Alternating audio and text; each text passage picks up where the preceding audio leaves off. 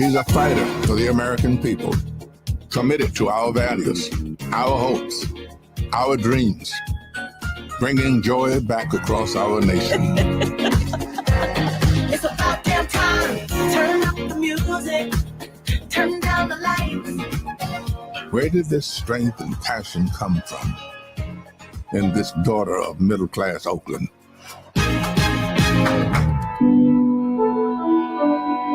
Well, it started with her parents, her mother, a South Asian scientist, and her father, a Black economist. They took her to civil rights marches and inspired her to pursue her dreams. After her parents divorced, she and her sister were raised by her mother with the help of friends and neighbors, attending Sunday school at the 23rd Avenue Church. We grew up in this wonderful, loving, supportive environment with caring adults and a lot of other kids. We were taken seriously as little people with opinions to be heard and to be defended.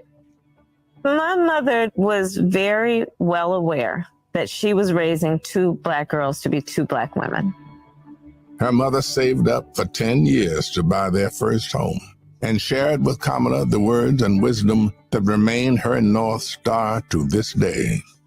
Be a fighter for things that matter and don't be limited by what has always been.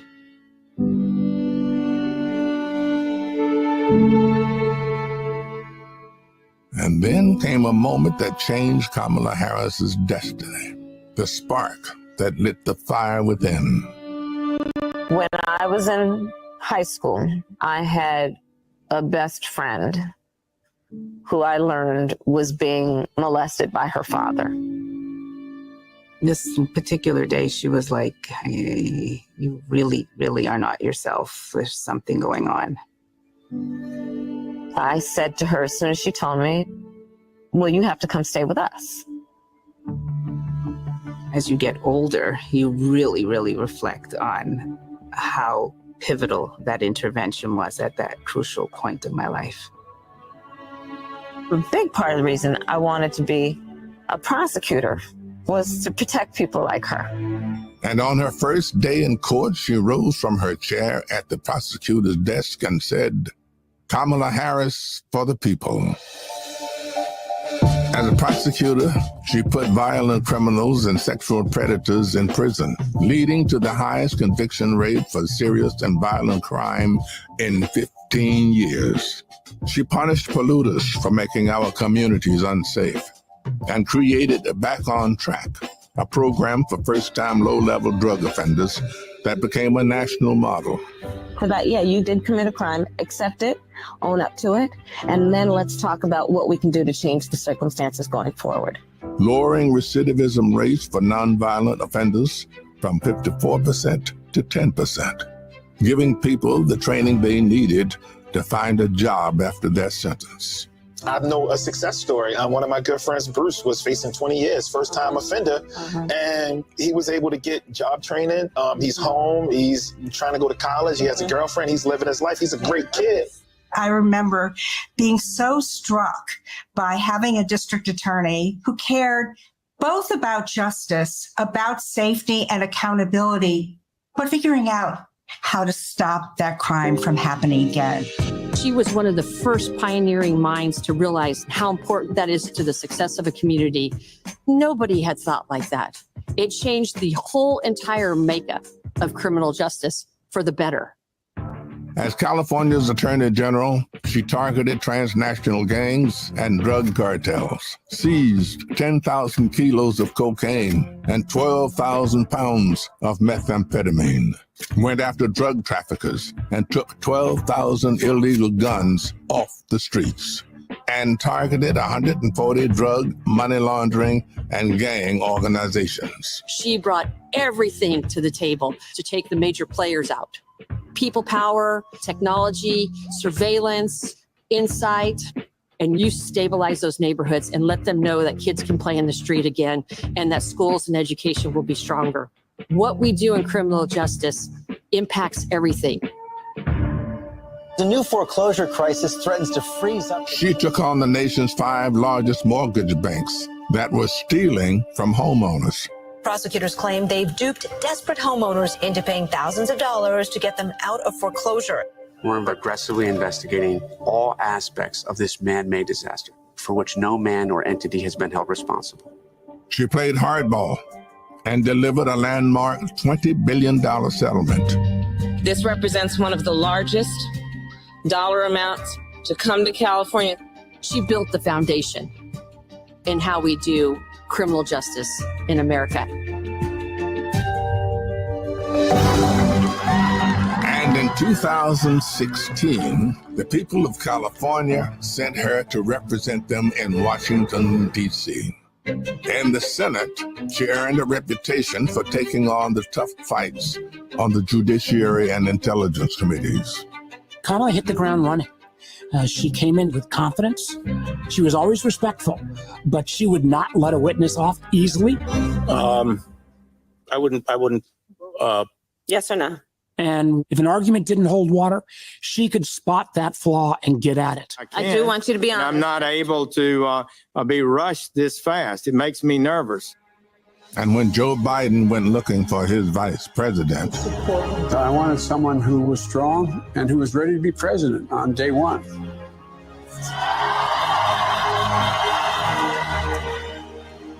As vice president, she worked to cap insulin costs for seniors at $35, to replace lead pipes and provide clean water for communities and remove medical debt from credit reports.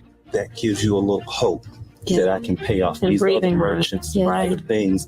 And then once we're growing, we're actually growing. And that's all we want to see. She helped create 16 million jobs. The Biden-Harris bipartisan infrastructure bill has already created thousands of jobs for our members. The American middle class will always be at its strongest when the wages of the working class are at its highest. That is what the future looks like under a president, Kamala Harris. She fought to reduce the trauma of gun violence that has devastated our nation. How many of you guys as college students had to have a drill during high school or middle school or elementary school where you learned about how you need to hide in a closet or crouch in a corner in the event that there is a mass shooter roaming the hallways of your school? Look at that. Look at that. And she did more than talk the talk. She walked the walk, helping pass the first bipartisan legislation in 30 years to curb gun violence. So one thing I learned about working with Vice President Harris is she always stand on business.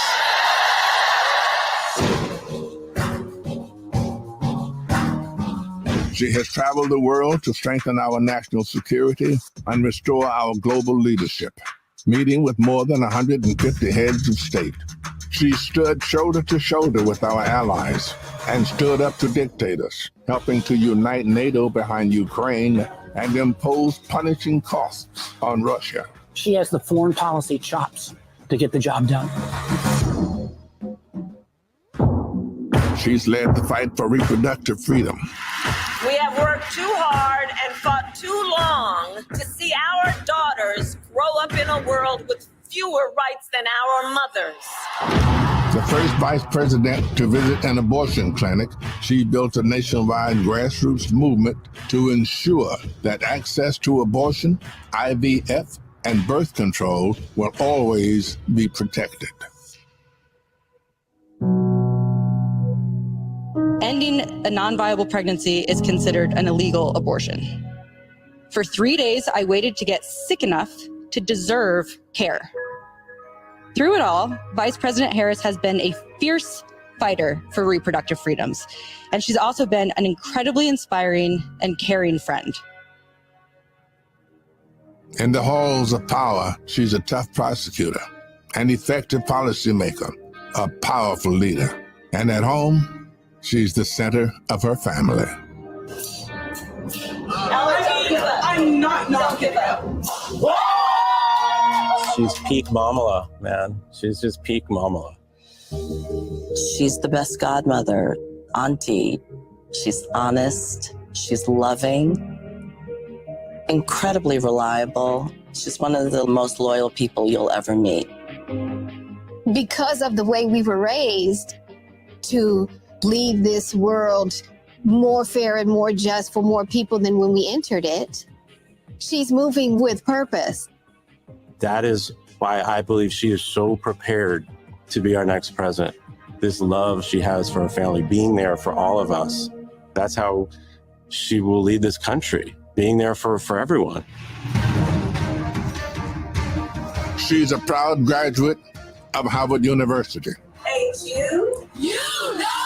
Her campaign is a force of nature, generating the excitement we've all been yearning for. A campaign of joy, of love, of care. I am so fundamentally inspired. Kamala Harris will be our next president because there's too much on the line to stay on the sidelines. Thank you, Madam Vice President. Thank you for bringing back the joy. Sometimes people will open the door for you and leave it open. Sometimes they won't. And then you need to kick that door down. Inspired by the strength of her single mother, never forgetting her roots, this woman is at the vanguard of this defining moment in our nation's history. The middle class is one of America's greatest strengths. I will fight to bring down costs and increase economic security for all Americans. When the middle class is strong, America is strong. She's bringing us together, moving us from darkness to light, and we're not going back. For ours is a fight for freedom and a fight for the future. We are not going back.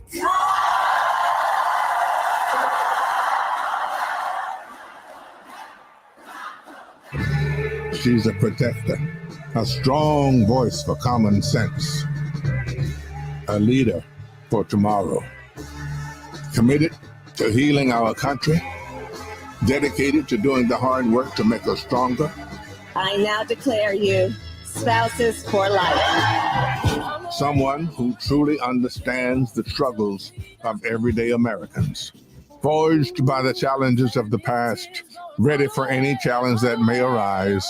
Now is the time, America. The joy is back, the pride is back, the hope is back. She's doing the work. She's fighting for us. She's the new way forward, our way forward. She is the next president of the United States of America, Kamala Harris.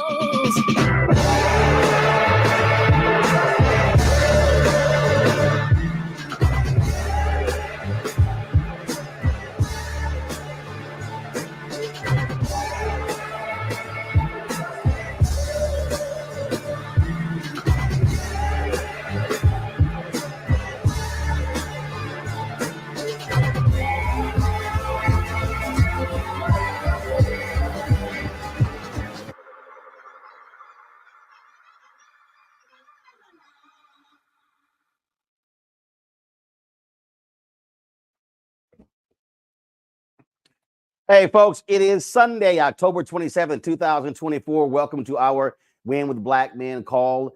It is 9 days before Election Day. Of course, Tuesday, November 5th, but early voting is taking place all across the country. And so it's critically important for you to make sure that you are making your vote known. Now, early voting began in Michigan yesterday. Detroit, we need y'all to show out in a huge way. Lansing, Flint, all across the state. That's what we need y'all to do. Also, Missouri began October 22nd, goes through November 4th. And so, again, needs to happen. In Pennsylvania, Philadelphia, we need y'all showing out in huge numbers. Also, if you have asked for your ballot, return your ballot. Please do so. Get that early vote in. It is absolutely critical. And so we are going down to the wire. I was in Houston on Friday with the vice president. Massive rally in Houston. Some 30,000 people were there. Then, of course, she headed to Michigan. She's in Philadelphia today, attended various church services and also campaigned across the city. And surrogates been fanning out across the country, including Governor Tim Walz. Obviously, the vice presidential candidate, but former President Bill Clinton. Yesterday, Michelle Obama was with the vice president in Kalamazoo, or somebody said Kamala Zoo. And so a lot has been happening. And so and then she's going to be giving a major speech at the Ellipse in Washington, D.C. on Tuesday. Some 20,000 folks are expected. We'll be broadcasting live there. Roland Martin Unfiltered on the Black Star Network. So we got a great lineup of folks for you today, including former President Barack Obama. So let's bring in our co-panelists for Women with Black Men, Khalil Thompson, Executive Director, Women with Black Men. Khalil.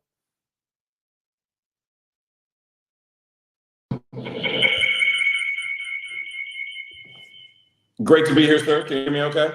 Yep, we got you. Go right ahead. Happy to be with everybody tonight. This is going to be an amazing evening. Excited for all of this hard work that all of you have been doing around the country. Please, if you have a chance, go to womenwithblackmen.org, sign up to be a state captain, get on the bus with us and go to either DC to Pennsylvania, South Carolina to Georgia, Virginia to North Carolina, or Chicago, Illinois to Milwaukee, Wisconsin. We are leading out buses this weekend and next weekend, our final weekend to get it out. So please sign up to be a state captain or get on the bus. And also finally, sign up to be a part of our Tuesday Day of Action. Tuesday is National Early Vote Day. We are trying to do as much as we can in all of the state capitals around the country. I believe it was the 25th anniversary of the Million Man March. I maybe have my dates wrong on that in terms of the years, but the anniversary of the Million Man March was just about a week ago. We are trying to organize 1 million brothers in their state capitals to show up and drive voters to go vote in a massive mobilization effort. So if you haven't already, go to the website, winwithblackmen.org tonight, sign up to be a state captain, get on a bus in one of our out-of-state volunteer programs, and sign up to be a part of our Day of Action on this coming Tuesday, October 29th. Really excited about tonight's conversation and hearing from my president, Barack Obama, later on. I'm going to kick it over to my other co-host. I believe we either have Quentin James, Bakari Sellers, or Michael Blake. Yeah, Michael Blake. Michael Blake is up next. So let's bring up Michael Blake. Mike. What's going on, brothers? Good evening, everybody. Good to see you, brothers. Appreciate you and very proud of you. Michael Blake, Bronx, New York. We are here tonight, 9 days from an election that will determine where we go as Black men. And so we're grateful for all of you that rocked with us, the 54,000 that got down with us on that opening call. And now you've stayed consistent. And it's sending a message that our president, or President 44, is joining us tonight, and President Barack Obama. Very specific things. First and foremost, if there is any question you have about where to go vote, everybody, iwillvote.com, iwillvote.com, iwillvote.com. If there's any other question you have, go there so you can understand how you lock in, how you find out what's happening, in particular in these states. For example, in Michigan, you can vote straight ticket up and down on the front side, but you have to turn the ballot over on the back side so you can actually know about the state Supreme Court races happening there, like Kamala Harris Bolden. Or when you think about in North Carolina, where you have one state Supreme Court race and then 3 other judges as well, we need you to be involved in mobilizing in that particular way. So when you think about what's happening, iwillvote.com is a critical effort. Second, it is important for us to be thinking about voter protection all the time. Shout out to Meredith Horton, who is absolutely doing her thing all day, every day on the national level. We need everybody here. And so in particular in Georgia, I want to shout this out to Janelle Bechtel and the entire team down there. 888-730-5816. That's the Georgia voter protection line in particular, because I know there's been a lot of questions around that. 888-730-5816.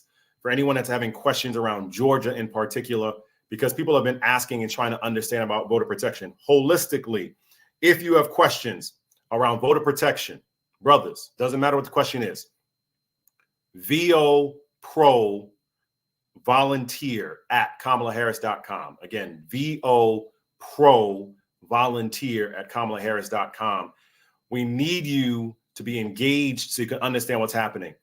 Equally, there's a lot of organizations that are doing the work on the ground. When you think about all of us here on the line, of course, shout out to Women Black Men with Khalil, shout out to Collective with Quentin James, to Bakari Sellers doing his thing every day, all day on CNN, to Roland, who's been a blessing of Black Star Network, and what we do at Kairos Democracy Project. But you have other organizations that we want to make sure you support. When you're thinking about Mondale Robinson, when you think about Joe Paul, when you think about the team at Until Freedom, you think about Woke Vote, when you think about Black Church PAC, there are many organizations on the ground who need you, everybody. And so to that point, we're encouraging you to learn about and join us. We're doing a briefing tomorrow, 4:30 p.m. Eastern, around all the mis and disinformation that's being communicated around the country, so you can understand how organizations are preparing for that and will counter that.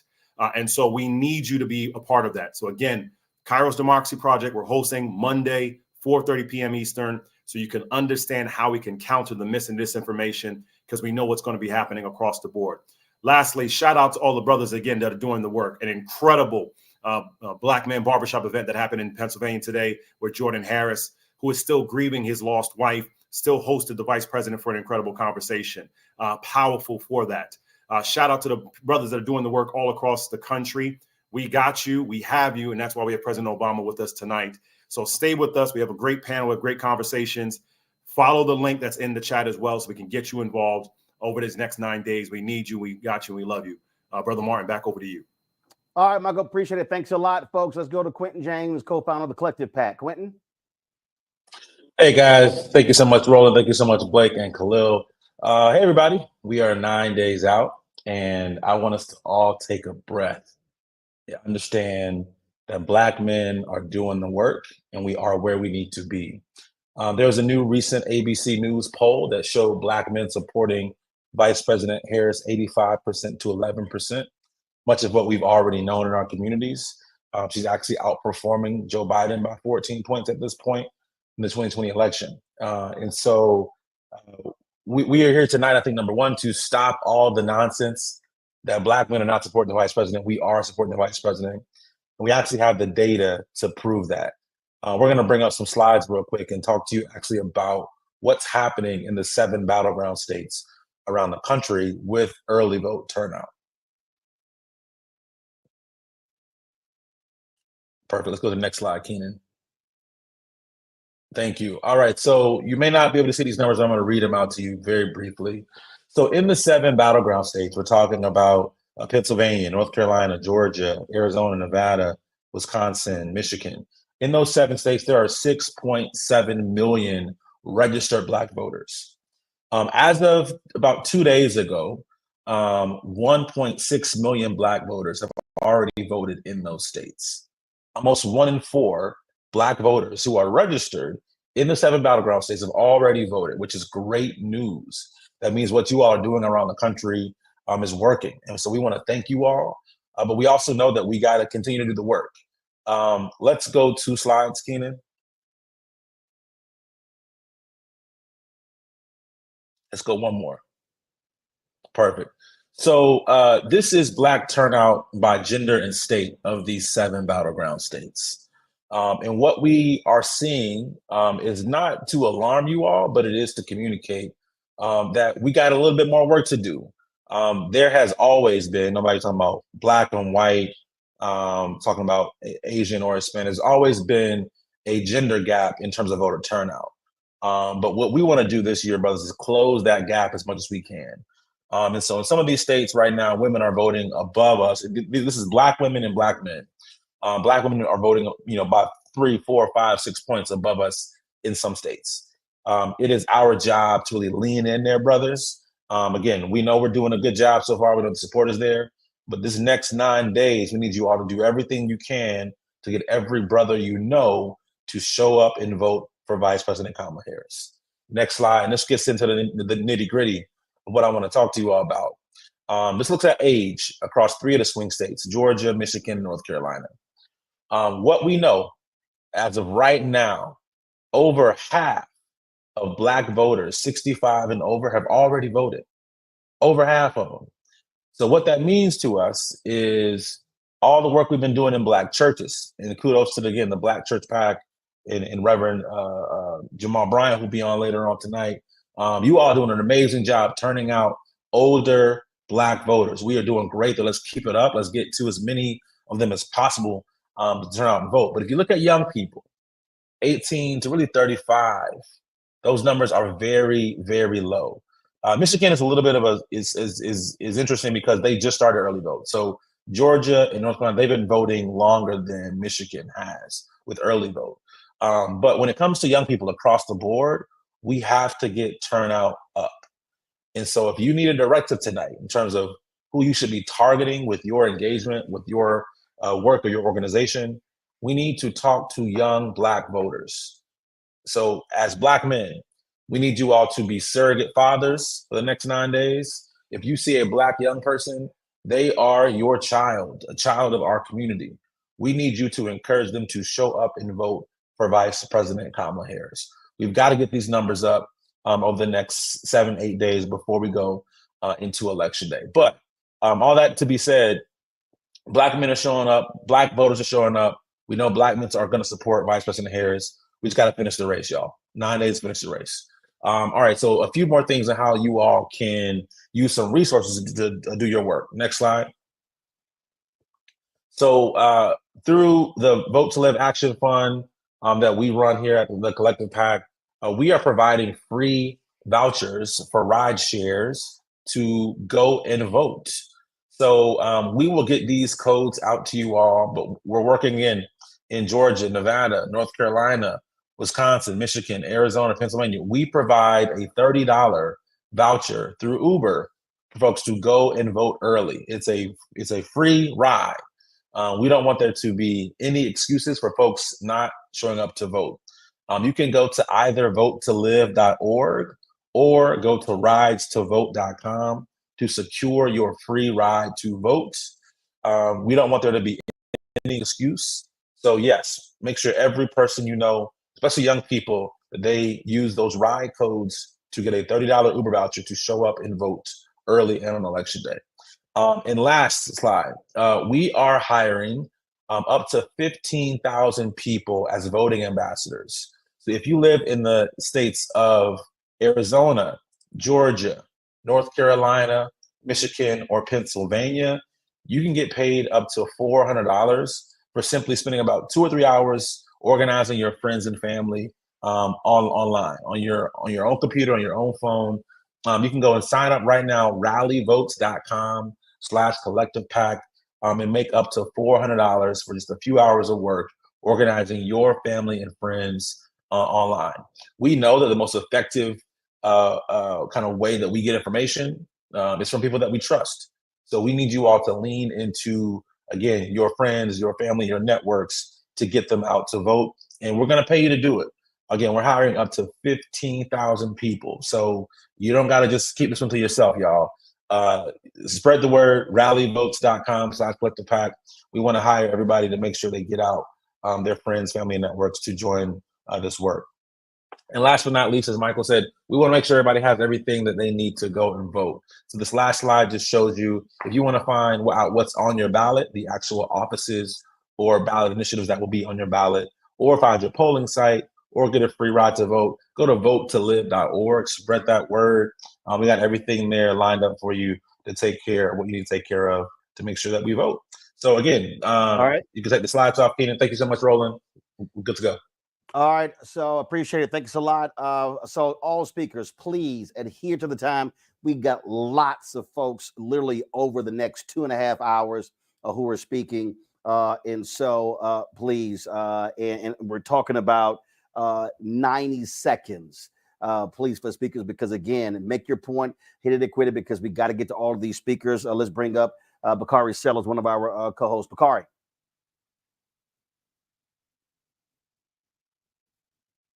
All right, Bakari there. How you doing, my brother? Bakari, it's showing no camera. All right, there you go. I'm here, brother. How are you all? Sorry about the darkness on my way to the airport. I'm going to be extremely brief. Shout out to Khalil, Mike Blake, Quentin James, and yourself, Roland, for helping us put this together. Brothers, I'm happy to be here with everybody. It's a big day when you have 44 joining the call. I'm in Philadelphia this week with another Black Men event. I'm in Arizona this week. I'm in Las Vegas, Nevada this week. We're doing everything we can do. So please, please, please, we see the numbers. The vice president is in extremely good spirits. She believes she's going to win this thing. I believe we're going to win this thing. Thank you all for joining is my message. Make sure you go out and vote. Grab a brother, be a surrogate father. Make sure these young brothers vote as well. Thanks, Roland. Bakar, certainly appreciate it. Stay safe on the road. All right, then. I like that. That was 40 seconds. Way to go. All right. Let's go to we're gonna start with a Kappa. Because he hosted vice president last week at New Birth Missionary Baptist Church. Women are wearing all of the pink there. Reverend Jamal Bryant out of Atlanta. He joins us right now. Shockingly, he doesn't have any crimson and cream on. Jamal, go right ahead. Thank you, and I'll take the rest of Bakar's time. I'm grateful. Gentlemen, never in the history of our democracy has the black men's vote have been more scrutinized, observed, and pondered. I am believing that black men can tilt this election. When you look at the list of endangered species, it goes from a tiger to a blue whale to an elephant to a panda to a cheetah. And the law says if you are an endangered species, it is illegal to harm them, to hurt them, to hunt them, to trap them, or to kill them. Black men are the only species in America that is unprotected. Top on that list is a black rhinoceros that is endangered. It's number 2. And the strange thing, brothers, about rhinoceros, it anatomically does not have what it takes to go backwards. It can only go forward. That's what the vice president is trying to do, is take black men forward. Over 1 million forgivable loans going forward. Giving mentorship for us to get a trade going forward. Access to capital for us to buy homes going forward. So, gentlemen, the revolution will not be televised. It's happening in the ballot box over the next 10 days. And so I want all of us to join forces together, black men, and let's elect a black woman. I believe that we can, and black men are going to make it happen. Thank you, Roland. Oh, man, a long time preacher actually got done in 1 minute and 27 seconds. Look at you. Won't he do it? Show up and show out. All right, Pastor Jamal Bryant, we certainly appreciate you joining us on the call. Let's now go to Robert Apong, who is with Win with Black Men. Robert, you're up.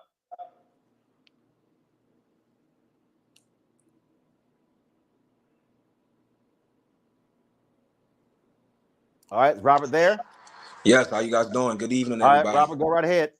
Perfect. Good evening, brothers. Thank you all for joining this historical call tonight.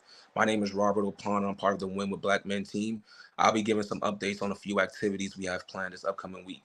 First, I'll jump into our Get on the Bus program, where Win with Black Men and volunteers will jump on a large charter bus and travel city to city while directly engaging in Black men and their families, while bringing our message of civic engagement and also the power to vote. We also have our Day of Action on October 29th, where we'll be looking to mobilize Black men all across the country to participate in civic activities and also encouraging others to do the same. Please, if you are interested in joining or participating, volunteering, please reach out to us. You can also go to our website, winwithblackmen.org. Thank you. All right, Robert, there you go. That's how you handle that. 48 seconds. Go ahead, handle your business. Let's see here. I don't see Kamala Harris co-chair Cedric Richmond. So let me know when he's on. So let's go to the chair of the Congressional Black Caucus out of Nevada. My alpha brother, Congressman Stephen Horsford.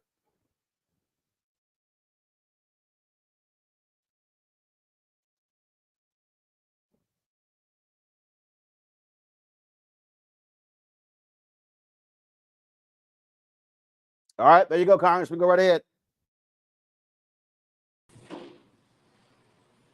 Hello. Yep, you're live. All right. Well, thank you, Roland. It's great to be with everybody. This is Congressman Stephen Horsford from Nevada, here in Las Vegas, actually in North Las Vegas at one of our field offices. Just kicked off a canvas event, had Governor Tim Walz here doing one of our outreach events on behalf of the campaign. I wanted to get on behalf of the Congressional Black Caucus, myself, being from a battleground state in a very competitive district, both here in the House as well as winning the White House with Kamala Harris and Tim Walz, and to really just reinforce the stakes of this election and just how important it is. It's battleground states like Nevada that are going to make the difference in making sure that we win the requisite electoral votes to win big. Right here in Nevada, It's a close but promising results already from the first week of early vote. We are leading here in Clark County with both our mail ballots as well as with the early votes to date. But there are still a lot of votes out that we are working to make sure come in here in the next week while early vote continues till November 3rd. But specifically when it comes to the issues of Black men, I'm proud that Vice President Kamala Harris has outlined a specific plan that speaks to us. From her National Health Equity Initiative that addresses the inequities of sickle cell as well as diabetes. These are issues that directly impact Black men and Black lives, and I'm excited that she's centering that issue. Also, her focus on addressing the fact that only 1% of the classroom teachers in America are Black men, and that she's going to build a teacher pipeline of educators, Black male educators in the classroom and in administration, speaks to the fact that she understands the need to have Black men in every position, including in the front of a classroom.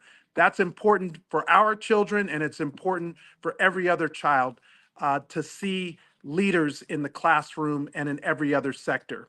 So whether it's taking on the issue of entrepreneurship, addressing the wage gap, making sure that home ownership continues to be a priority, she is speaking to us. And I know that as Black men, we do have a political perspective and that our votes matter in this upcoming election. And that is why Win with Black Men and this call is so important. I want to thank you, Roland, Bakari, Michael Blake, and all of the organizers for making sure that our voices continue to be centered in this conversation, and to have President Barack Obama and others leading this cause also ensures that we are being counted in this upcoming election. So thank you to everyone who's doing their part in the coming days. We have 8 days and a wake up to make sure that we win, and I appreciate being on from the state of Nevada. All right, Congressman Stephen Horsford, I certainly appreciate it.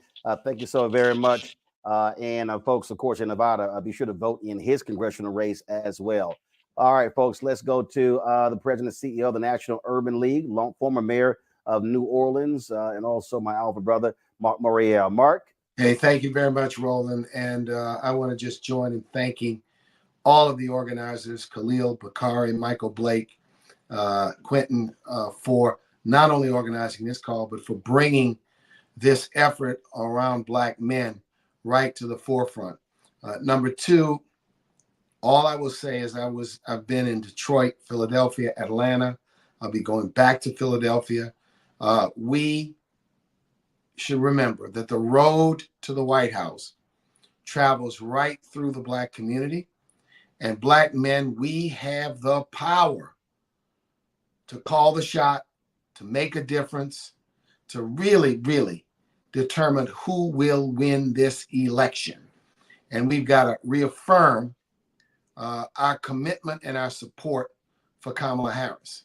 Kamala Harris has paid her dues. Kamala Harris is ready to lead. I've heard some brothers say, is she strong enough? Yes, she is. Is she qualified? Yes, she is. Does she have a plan? Yes, she does. We need to debunk all of the misinformation and the disinformation about our candidacy, which is being placed in the community simply to create chaos and confusion and get us to take our eye off the prize. And the prize is to elect her. I also just want to, in closing, encourage us to, in the days that come, to one, encourage everyone to have a plan to vote everything up and down the ticket. Please reinforce that. And number three, let's all take 5 people with us. By that, I mean, take responsibility to ensure that 5 people in your circle also vote and participate in this election. We have a chance to make history yet again. But more importantly than that, we have a chance to save American democracy. Let's not miss this opportunity. Black men, we must lead. Thank you, Roland. All right, Mark, we certainly appreciate it. Thank you so very much. Is Damon Hewitt there, Lawrence Committee for Civil Rights under law? Do we have Damon there? We're waiting on a couple of folks. In about 4 minutes. In about 4 minutes, we'll be hearing from former President Barack Obama. Keenan, let's do this here. Of course, Donald Trump has made all sorts of critical comments about cities that where African Americans have significant population, and the Harris campaign has been hitting back. She was in Philadelphia today. Keenan, let's roll the ad the Harris campaign dropped. Roll the ad they dropped with regard to Philadelphia. Philly Tough is different. They insult us. Bad things happen in Philadelphia. Bad things. They don't like us. We don't care. Because here's the thing that people like Donald Trump don't understand. We're Philly. F***ing Philly. And when you fight us, we fight back. From 1776 to 4th and 26th. So go ahead. Talk whatever you want, Donald. We're voting soon. And when it comes to freedom, Philly's undefeated. All right then. And so that's a tough one there. Look, now we've been telling y'all in Detroit, y'all got to do y'all part. Donald Trump came and gave an economic speech a couple of weeks ago, insulted your city in Detroit. I'm telling you, if Detroit turns out at 55% eligible voters, and I'm telling you, we should be hitting 70. Detroit, if y'all turn out at 55% of all eligible voters in Detroit, cakewalk, Vice President Harris wins Michigan. The man insulted your city. It's time for payback. And this is how the Harris campaign responded. They said we were dead. Detroit waving the white flag, the city filing for bankruptcy. That our best days were behind us. That living here is like living in hell. But you know what we said?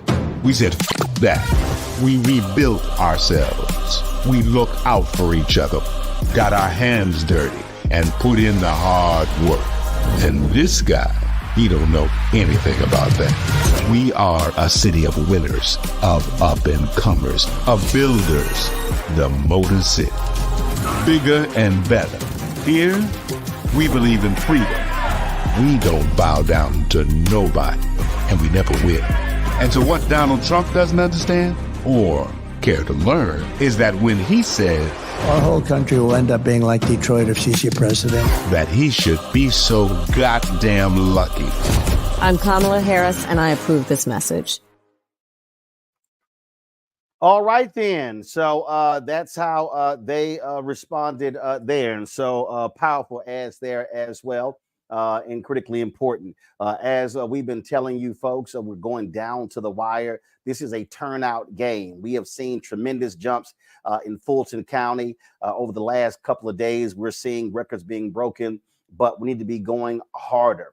And that is driving our turnout. So that means calling as many people, as means hitting as many people, texting them as well, asking them, and also taking folks to the polls, driving them to the polls as well.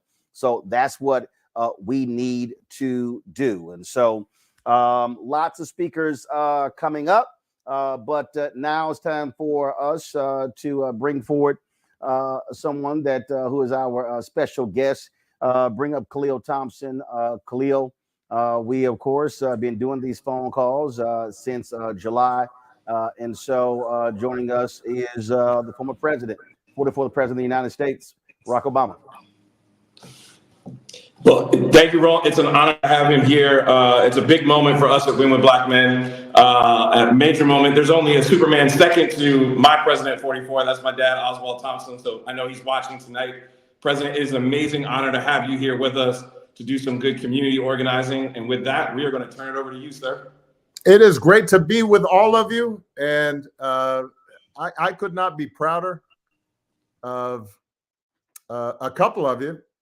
Khalil and Mike Blake, who worked on my campaign. Y'all were young men, and I'm noticing some gray. I'm not the only guy who's getting a little gray here, but you guys have taken the torch, and Roland obviously, was on the scene throughout my presidency.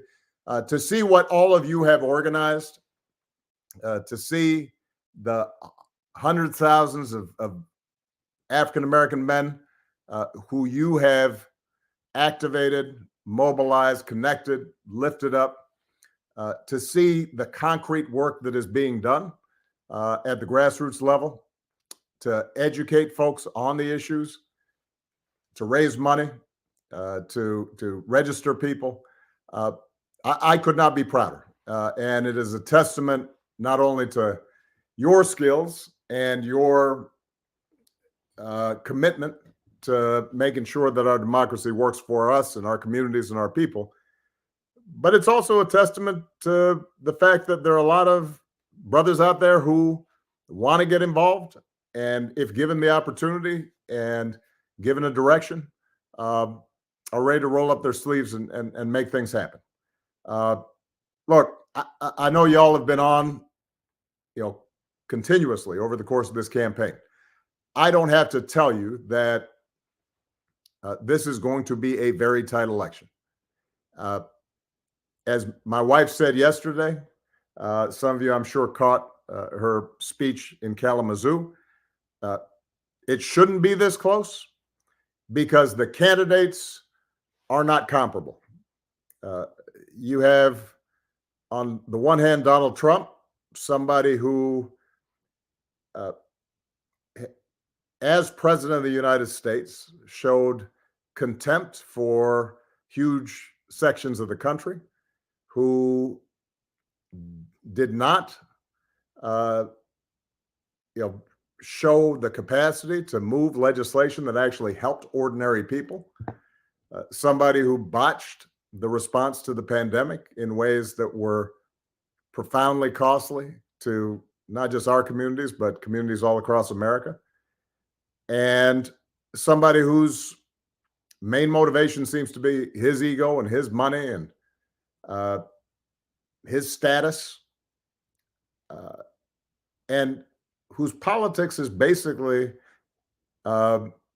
focused on how do we divide people between us, meaning people like him or people who support him, and them, everybody else. And that kind of divisive politics, look, there's a long history of that in America, but it's not the kind of politics that moves things forward. It's not the kind of politics that creates jobs or helps people afford the rent or provides young people with a quality education or moves the country forward in terms of building and adapting to this future economy and providing people the skills they need to compete. So that's their nominee. And on the other side, you've got Kamala Harris, who at every stage has shown herself to be a champion of ordinary people, who works to provide a voice for folks who need it, who has displayed consistent excellence at every level, from being a district attorney to being a attorney general of California, to being a U.S. senator, and now to being vice president. She is as qualified as any presidential nominee that we've ever seen. And her message is directly focused on the challenges that we face as Black men and that our communities face and that America faces.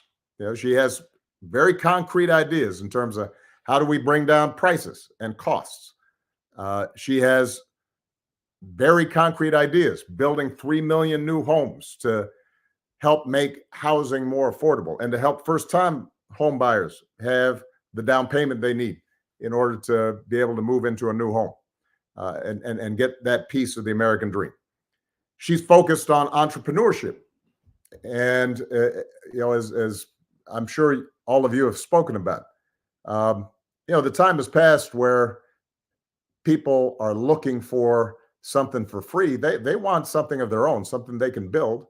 And the opportunity for them to get $20,000 or $30,000 to start up a business, to be able to work hard and ultimately not only help their families, but help their communities by building wealth and building investment opportunities and creating the kinds of Black-owned businesses that can succeed.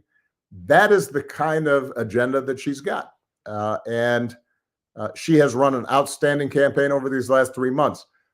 But it's still going to be tight.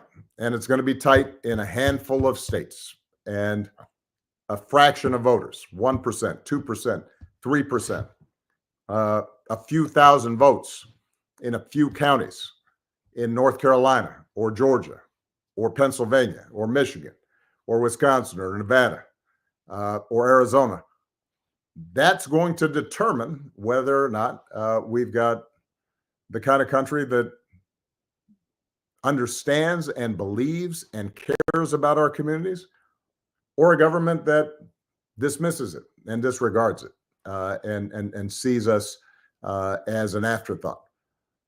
Now, a couple of things I wanted to just add to this, because I've been traveling all across the country. I've been getting a chance to meet folks, talk to brothers, see what's on their minds. And a couple of things that I've heard. Number one is, understandably, a lot of our folks are concerned about the economy. And they say, you know what? I've got memories that those first couple of years of Donald Trump's presidency, the economy was pretty good. Well, they're right about that. What they don't seem to understand, and I think it's important for everybody who is listening to help explain to people, is that the economy was good Donald Trump's first 2 years because it was my economy. I had spent 8 years previously, and Roland remembers this, and Michael and Khalil and others, you guys remember, when we came in, we had a crisis on our hands of unprecedented magnitude. And we dug ourselves out of the hole that had been caused by a Republican presidency and lax regulation of Wall Street. And we put the auto industry back on track. We stabilized the financial system. And we had 75 months of straight job growth when I turned the economy over to Donald Trump. That was not his doing. That was our doing. The only thing he did was to cut taxes for folks who didn't need it, for billionaires and gazillionaires. And that is what he's now trying to claim credit for. All he did was drive up the deficit and make rich people richer. It didn't help us. So that's point number one. And I just want to make sure that people understand that so that they don't have some hazy memory about that. Second thing I hear folks say is, well, during the pandemic, Trump sent us a check.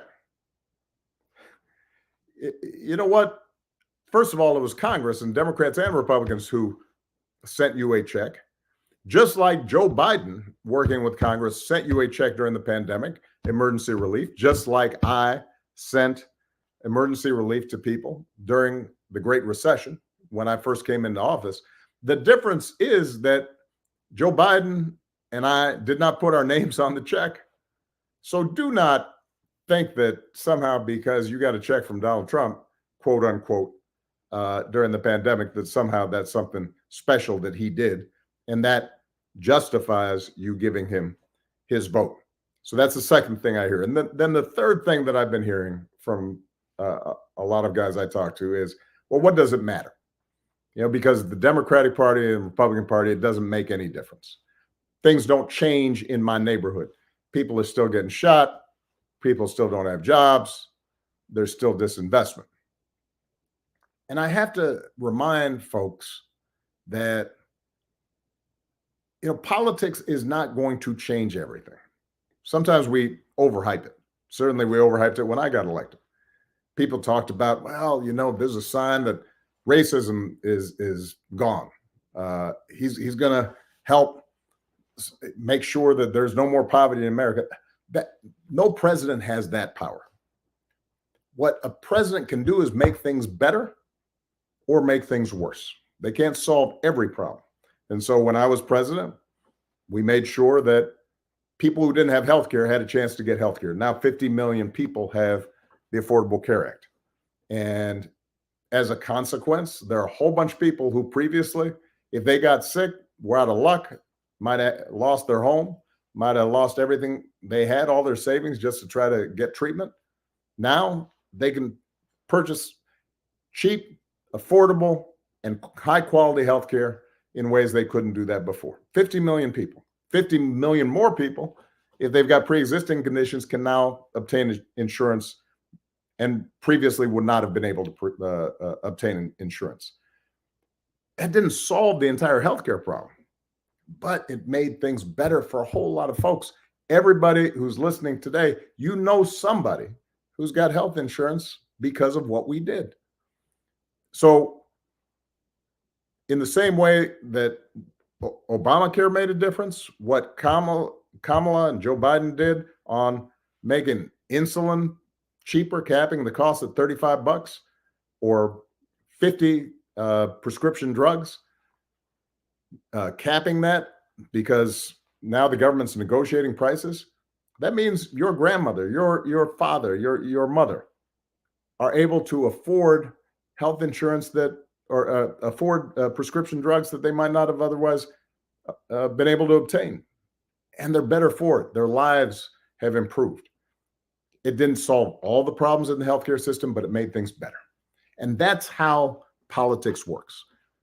The flip side is it can make things, a bad president can make things worse. I mentioned the pandemic and COVID. America had a 60% worse death rate than Canada. And over 1 million people died in America. So about 600,000 people died disproportionately, by the way, African-American or Latino, that didn't necessarily need to die if we had had a better response. And I put together a playbook for how to deal with pandemics 3 years before the pandemic happened. And I handed it over to Donald Trump. And he basically ignored it. And when the pandemic showed up, because he had not followed the plan, not prepared agencies, he was just winging it and ended up saying crazy stuff about injecting bleach as a cure for COVID. COVID would have been a problem for any president, but making it better would have saved lives. Donald Trump did not. And those lives, somebody passed away as a consequence of a poor response to that crisis coming out of the White House. So the point I'm trying to make, I guess, is this. When you are talking to people who say politics don't matter, concede to them, acknowledge to them, yeah, it's not going to solve every problem, but it can make a difference in terms of our schools a little bit better funded. Are there more Pell Grants out there to make college a little bit more affordable? Are we going to maintain the progress that we've made and build on it when it comes to making sure our communities have health care, preventive care, checkups? And as Michelle talked about yesterday, are we going to make sure that our mothers, our daughters, our sisters, that they have access to basic reproductive health care that is so vital to them? And we're already seeing an increase in infant mortality since the Trump abortion ban got adopted essentially in 20 states. I will close with this. You know, we don't have what's called direct democracy. You know, we don't vote on everything. We vote for people to then represent our interests, and a president is supposed to represent all the people, and you know, has got a million decisions that will come before him or her.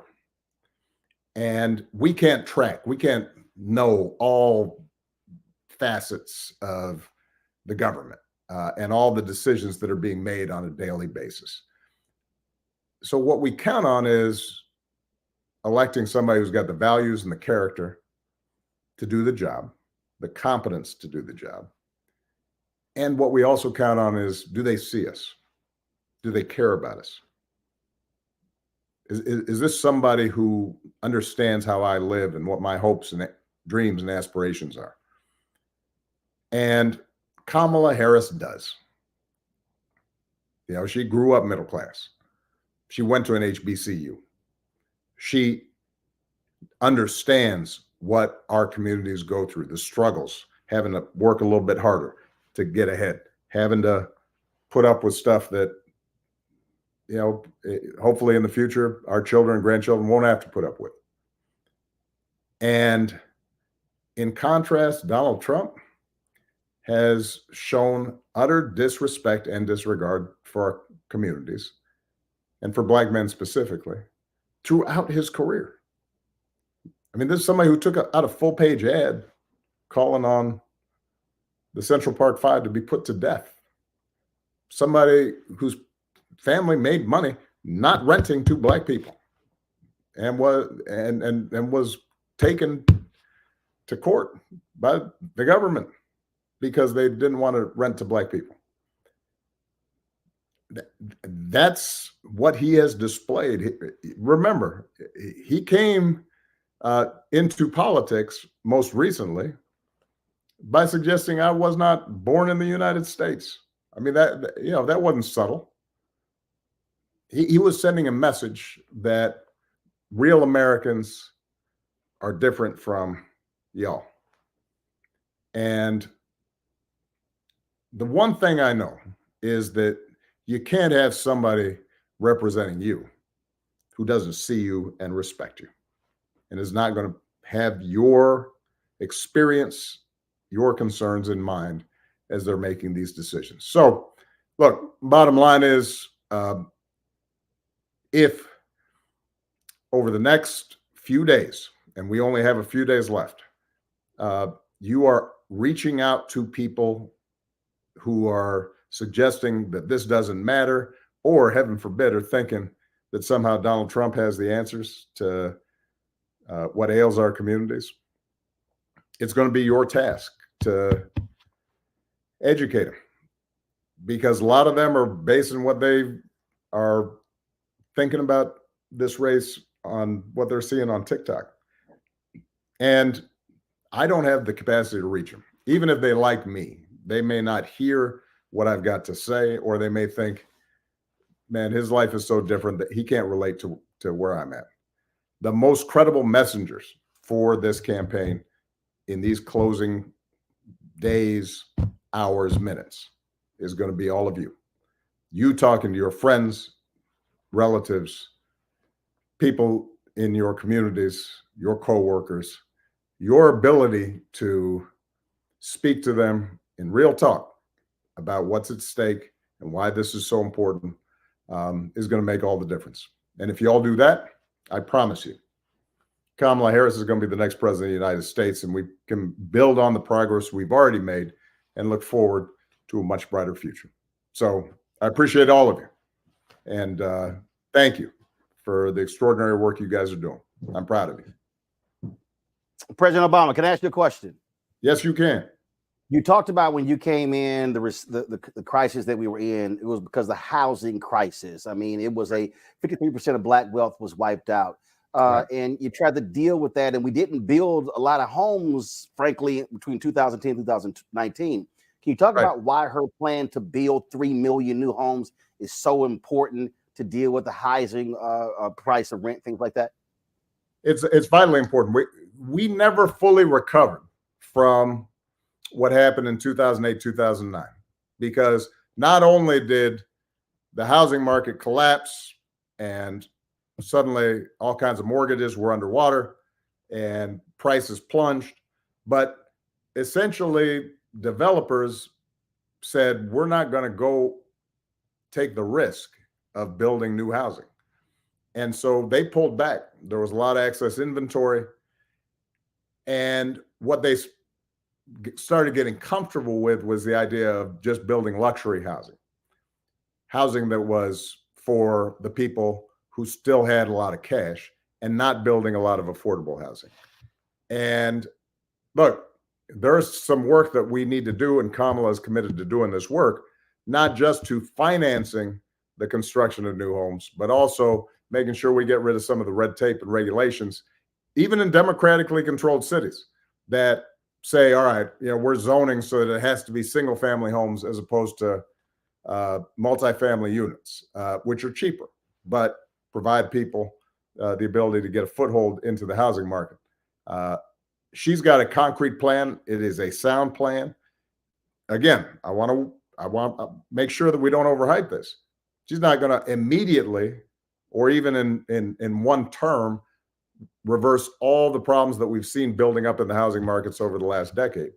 But she's going to make a substantial dent. And that is the kind of initiatives that we're going to need to make in order for our communities to have the same opportunity for owning their own home and building and accumulating wealth as other communities are able to do. You also had to grapple with issues dealing with police and shootings. And you talked about Donald Trump's record. I mean, here's somebody who is openly saying he wants to give police 100% immunity. He wants to bring back stop and frisk. And he wants to let cops loose for a week that he says will fix all the problems. That should be dangerous to any black man out there, whether you are low income, working class, middle class, upper income. That's scary. Well, you remember what was Stevie Wonder's song? You can't cash in your face. So, that's something that impacts everybody. And again, most criminal law is dealt with at the state levels.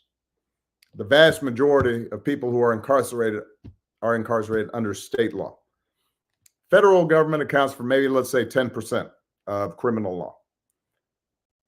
But when I was president, for example, Eric Holder was my attorney general. And after discussions with Eric, one of the things he did was to change policy inside the Justice Department to send a message to attorney generals. You will not be rewarded simply for getting the maximum sentence on nonviolent drug offenses. You will be rewarded for getting the fair and proportional sentence. And that was a system-wide change in policy. And it's one of the reasons why during the course of my presidency, we saw a drop in the federal prison population at the same time as we saw a drop in crime, right? So the president can set a tone. And the tone I tried to set was not to say that police were somehow always wrong. The vast majority of police are trying to do a tough job.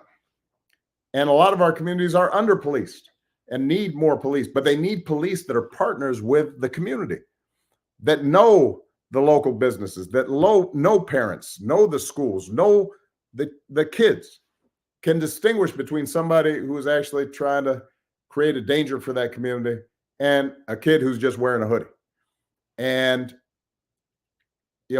there are a whole range of strategies in which the federal government can work with state and local and municipal governments to try to continue to improve the building of trust between our communities and police departments, to help make sure that there's funding there to train police so that they can do a job that will keep them safe, as well as make sure that everybody is focused on stopping crime and not just resorting to stereotypes. That can be done, but it's sure not going to be done by Donald Trump. It's going to be done by somebody like Kamala Harris, who has experience as a prosecutor, but also understands that our criminal justice system works best and our communities are safest when people can reliably count on making sure that the criminal justice system is not subject to any kind of racial bias. And that's a big task. We're not going to do it again in the first year or 2 or 5, but we can get started moving on the right direction. So listen, I just want to thank everybody who's been involved. Roland, I appreciate you, man. Thank you, Khalil. Thank you, Michael. Quinn, everybody who's been involved, everybody who's out there, let's make sure to get to work. We got a few days left, and there, there's nothing that we can't do for 10 days. Us putting everything we got into it, the day after, our communities and this country is going to feel better if we understand that we're moving forward with Kamala Harris and Tim Walz, as opposed to if we wake up and now we're hearing more of the crazy talk coming out of a Donald Trump and J.D. Vance and the entire crew of people that they've now surrounded themselves with. My understanding, they were in Madison Square Garden today, and some of the stuff they were talking about gives you some indication of the kinds of divisive politics that they represent. That's not what this country needs. That's not going to help people pay the bills, raise their families, make sure their kids got a bright future. Kamala and Tim, they're going to put us on the right track. All right. Love you guys. Appreciate you. Thanks a lot. Khalil? Khalil, you're on mute, Khalil. I think the president go. said it best. I'm going to kick it back over to you to keep us going. But as a fellow former skinny kid with a funny name, I know it was really exciting to have him on tonight.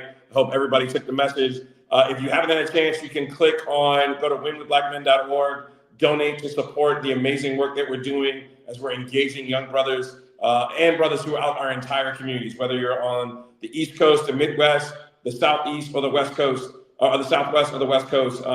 Please sign up to get on a bus to go knock on doors in some of these battleground states that we have. Sign up to be a state captain on our day of action this coming Tuesday and the following weekend. This coming Tuesday is National Early Vote Day. Again, continue to donate. We all love that movie. We love the money that jingles, but we appreciate the money that folds. And then if you haven't had a chance, click on our newly launched store. You can get your Win with Black Men t-shirt tonight or your hoodie. Would love to have everybody rocking it and wear it in these final 10 days. Roland, I kick it over to you to get up our Derek Johnson, who I think is next. Yep. There you go, Khalil. We surely appreciate it. We thank former President Barack Obama for his comments, also for answering those questions. And again, those are critical issues that we have to understand that has a direct impact on African Americans and Black men in particular. Joining us right now is the president and CEO of the NAACP, Derek Johnson. He is here speaking in his personal capacity. And so, Derek, welcome. Thank you, Roland. Thank you, Khalil, Quentin, Michael. Now, let's be clear. In these last 10 days, we must make the case. This election is about our ability to talk to our brothers in battleground areas to assure them that this vote is absolutely important. I turned on social media on yesterday only to see a social media celebrity encourage people not to vote. That's not acceptable. There is no scenario where we sit this one out and somehow we can make things better or we can have impact. Secondly, in a two-party system, there are no third candidate options. That's also a distraction.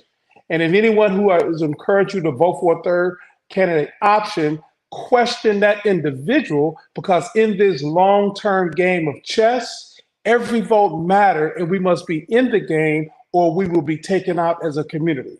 As African Americans, what has always allowed us to succeed is a community-centric approach where every individual can see their power, their agency, their ability to make change. And this is that moment, whether you're in Milwaukee, Detroit, Philadelphia, Pittsburgh, Charlotte, anywhere in North Carolina, or in the state of Georgia, the Black vote will matter. It is incumbent upon us to turn it out. So thank you all for organizing in this moment, and be clear, all of the conspiracy theories, tell people the only conspiracy that's on the table is called Project 2025. There's only one candidate that's supporting it, and there's another candidate that's fighting it, and we must stand united to ensure that we have the future that we must all invest in. Peace and power.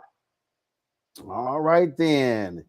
Derek got close to passing Jamal Bryant. He knocked it out in a minute and 34 seconds. All right, then. That's how you're supposed to do it. Derek, we appreciate it. Thanks a lot. Damon Hewitt, is the leader of the largest committee for civil rights under law. They've been one of the civil rights groups, legal groups out there fighting battles in the courts. He's my alpha brother.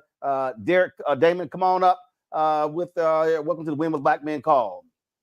Well, thank you, Roland. Look, I'm here in my individual capacity as a black man, and I'm here to tell folks something that you and I know from my fraternity and so many other fraternities know as well.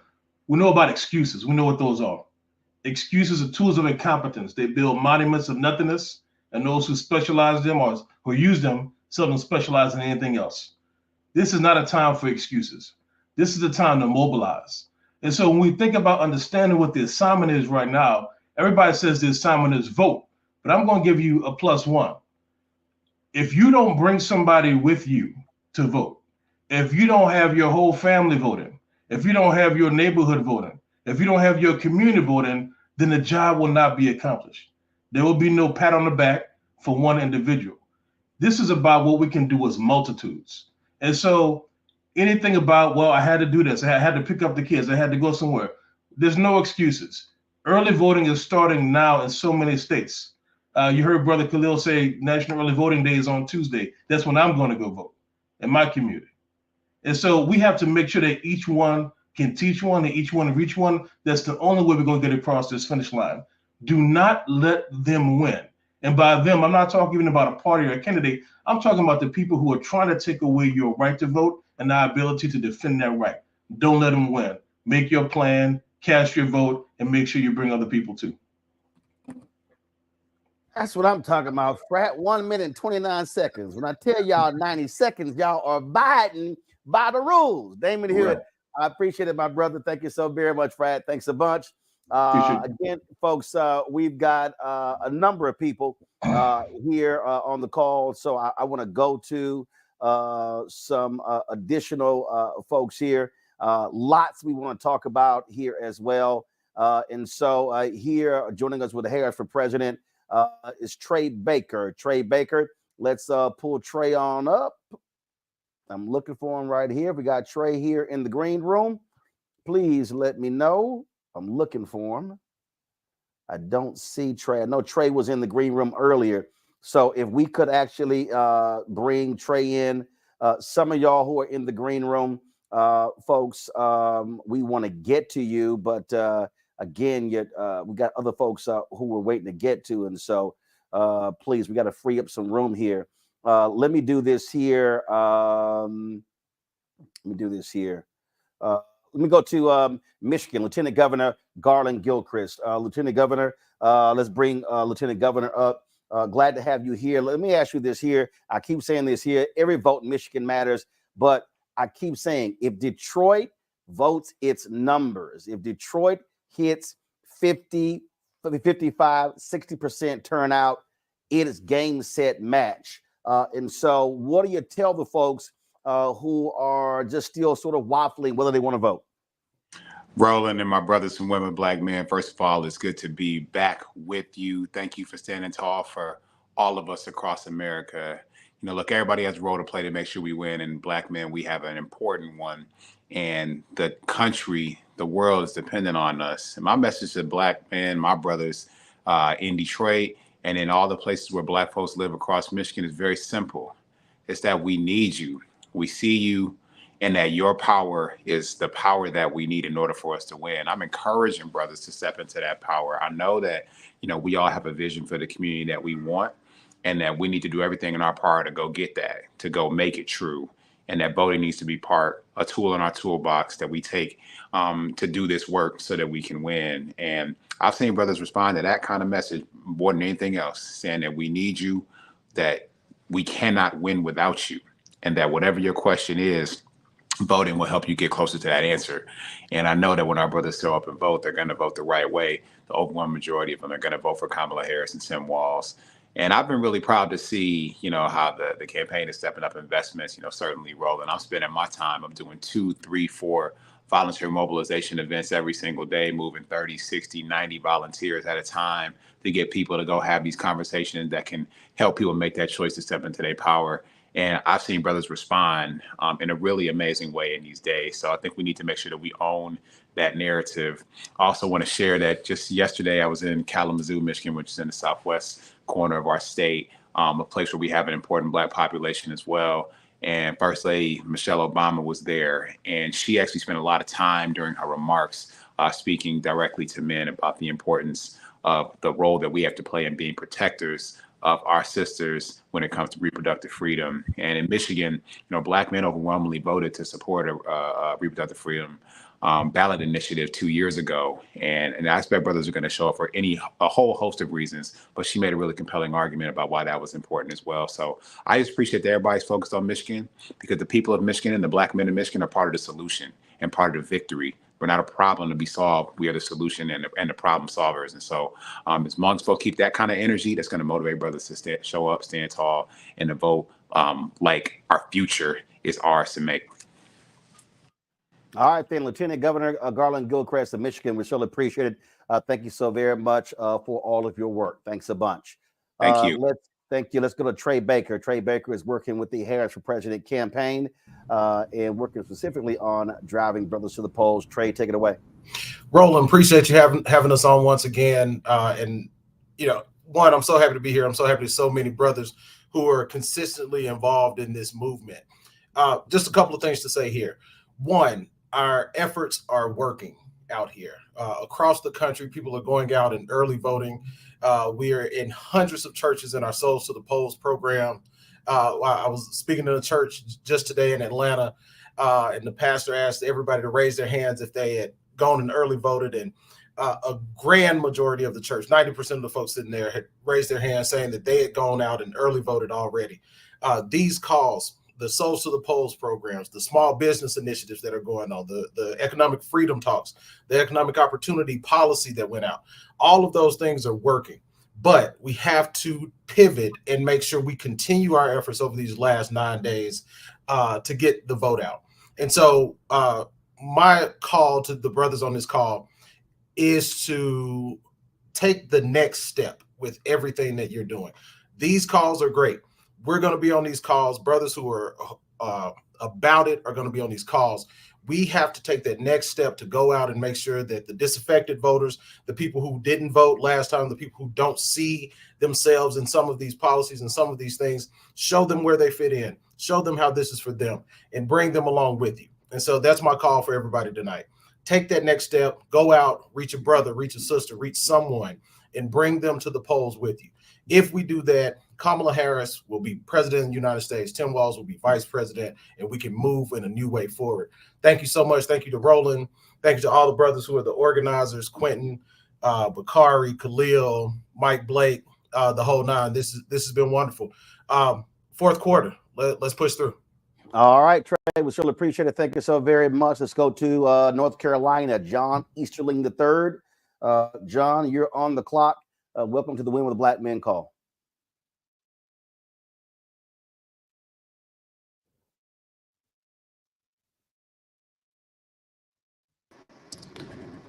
Brother Roland, it's so good to be here with you, and thank you again for this opportunity. North Carolina is so important to us right now. I'm actually traveling across the state, going to another event, getting ready for tomorrow. But we're seeing that importance in North Carolina. Congressional Black Caucus has done this bus tour going through those historic communities all across eastern North Carolina.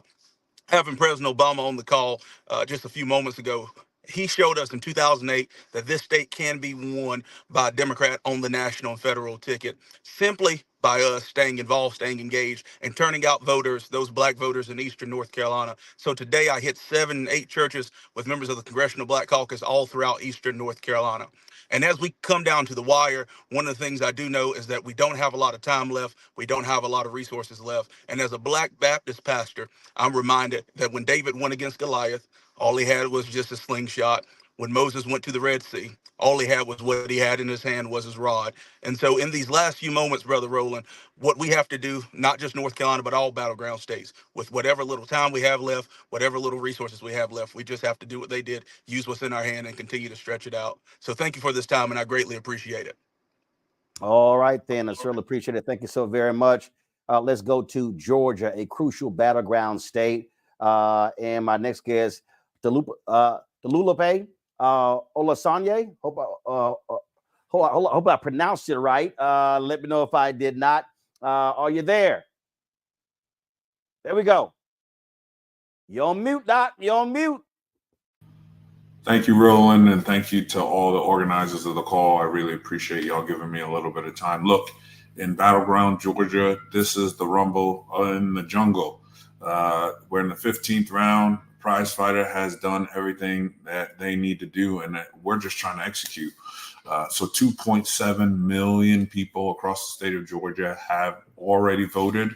That is a historic number. We are far outpacing our 2020 turnout numbers. If that holds, some 4.5 million people will cast their votes before Election Day, which is really, really incredible. I will tell you that the Republicans are voting too. They're voting early. And so, this race is ultimately going to be what I thought it was going to be when I took this job as executive director of the state party about 1.5 years ago. It's a coin flip. We expect even if we get everything right, we're going to win by a handful of votes per precinct across the state of Georgia. So over the course of the next 9 days, we are doing everything we possibly can to make sure that we turn out every single vote. And I'll tell you exactly how I think this is going to play out here in Georgia. Over the course of the next week, as early vote shuts down here, and Friday is the last day to early vote. So if you're in Georgia and you haven't cast a vote, you have up until Friday to do that early. But if we get on the other side of Friday, I think it just becomes a turnout game. So I'm doing everything I can in my power as executive director of the party. I know we've seen a ton of activity here in the state. We've had surrogates here in and out all the time. We expect that to continue. The energy is high, and I believe we will win this race here in Georgia. And when we do that, we're going to deal a very serious blow to Donald Trump and J.D. Vance and their electoral vote strategy. So I'm really grateful for everybody trying to help and do everything they can to pour into us here in Georgia. We're going to win this thing. In 2020, people counted us out. They didn't think that we could do it. We did. In 2022, they didn't think we could repeat it again. We did. Atlanta and Georgia influences everything. And we're getting ready to do it again here with your support. So brothers, please, please, please make sure that you show up to vote. Make sure that you grab somebody, 2, 3 people you love, and people you have to love. Make sure that they turn out to vote as well. And I appreciate everybody for all they're doing. Thank you, Roland. All right. We surely appreciate it. Thanks a bunch. All right, folks. Pennsylvania, another crucial battleground state. Philly, we need y'all to show up and show out again. If Black folk, if we actually hit 70% of eligible Black voters, we win. We sweep races all across the board. Our next guest knows that. Joining us is Pennsylvania State Representative Malcolm Kenyatta. Malcolm, welcome to the Win with Black Men call. Roland, happy to be with you, and I'll just say this. Our friend Kev just said something that's important. This election is really about the people that we love, the people that we love best in the world, and the futures we know that they deserve. I mean, right now you have Donald Trump doing, I don't know if Klan rally does it justice, what he is doing right now in New York. He makes it clear every single day that not only does he not give a damn about us, but he thinks that we are so dumb and as delusional as him to not remember his record, to not understand his rhetoric and what it would mean for Black men and for the people that we love. Listen, I'm the only Black man running statewide right now in Pennsylvania, and I'll tell you, the Commonwealth is ready. Folks are ready to show up. They're ready to vote.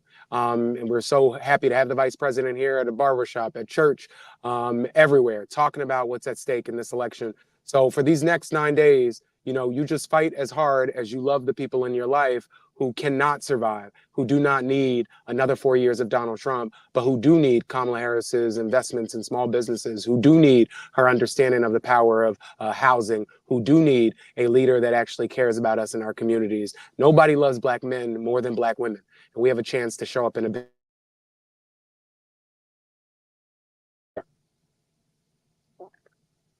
All right. Looks like we had a slight signal issue there with Representative Kenyatta, but we appreciate him joining us on the call. Let's go to another crucial battleground state, Wisconsin. It is a tight race there.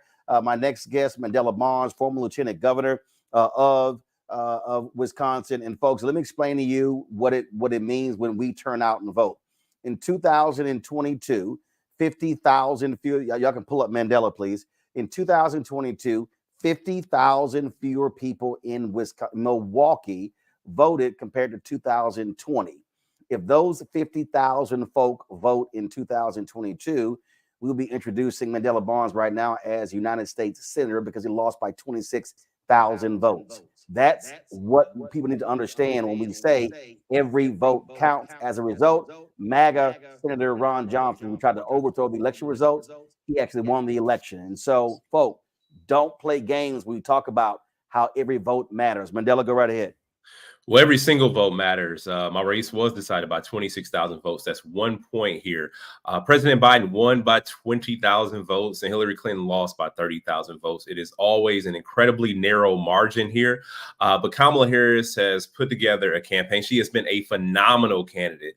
People respond incredibly well to her, especially in Milwaukee. But as we know, there's still hurdles that we have to overcome. There's still some folks out there that have been subject to disinformation, people who have purposely tried to poison the well, not just this campaign, but our democracy in general. And that's what Kamala Harris is fighting so hard for. And that's exactly why we are fighting so hard for her. So for everybody who's on this call, who knows that person who still may be on the fence, or that person that's just striving for attention, who feels as if they have not yet been spoken to, well, I need you as somebody who is on this call, because if you're here today, you know full well what this campaign is about. You know full well what Kamala Harris stands for. So I need you to break it down and make it plain for people. Make it as plain as day. Kamala Harris is here to help give working people a fair shot, to give people a chance, a shot that they deserve to get ahead in this country, especially as there have been factors that have kept people behind.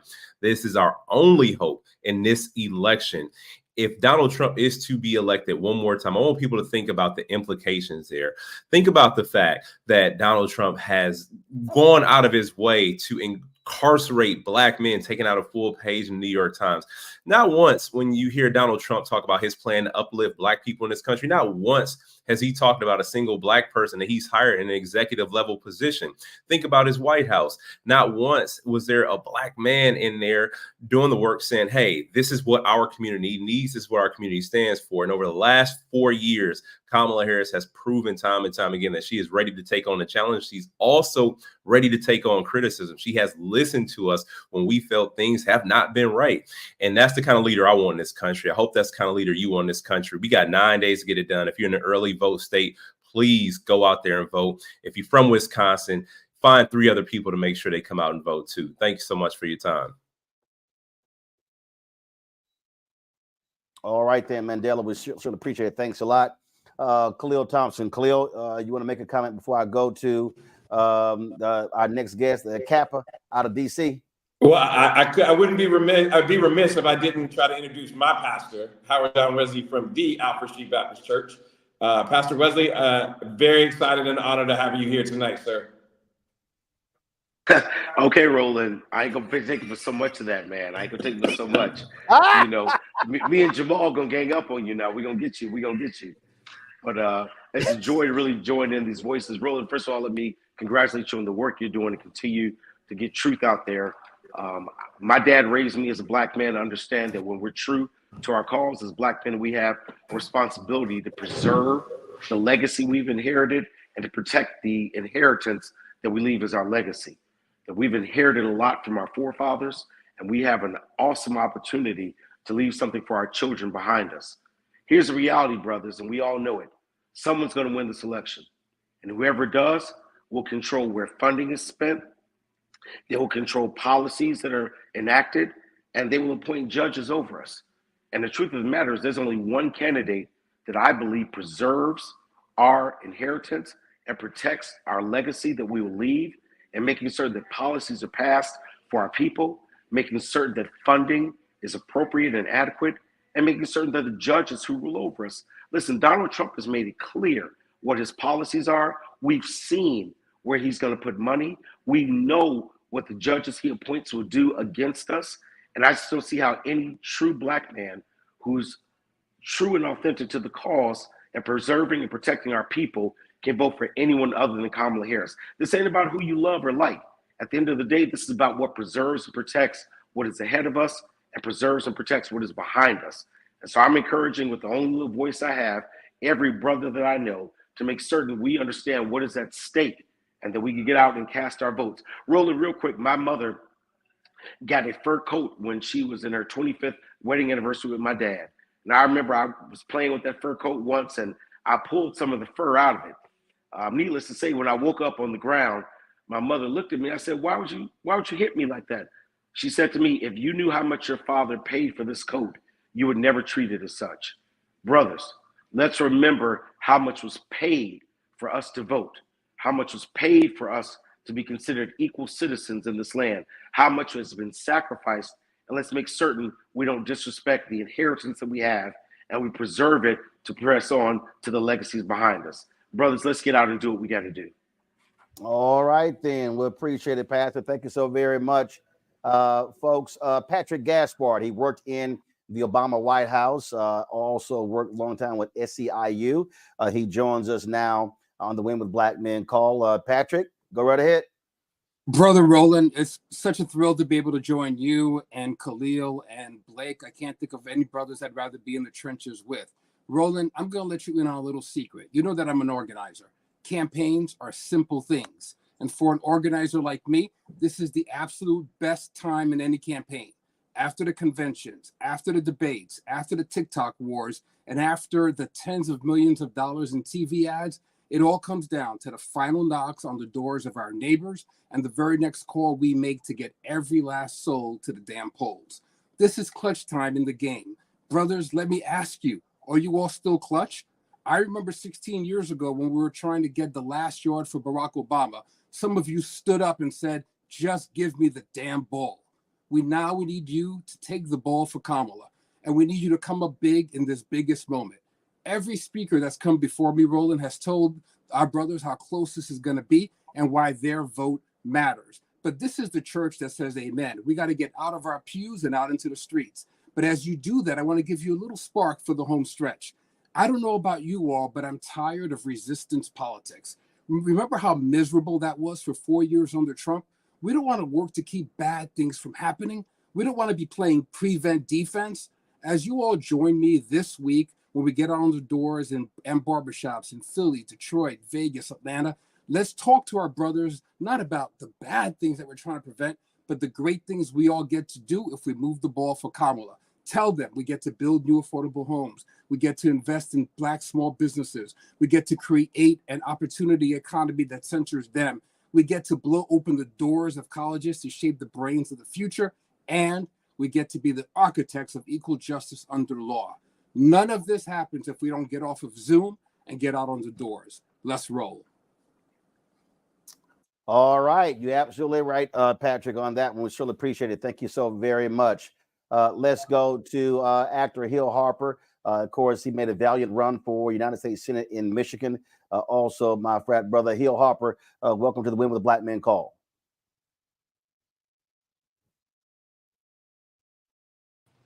Hey, brother Roland, how are you? Doing great. You're live.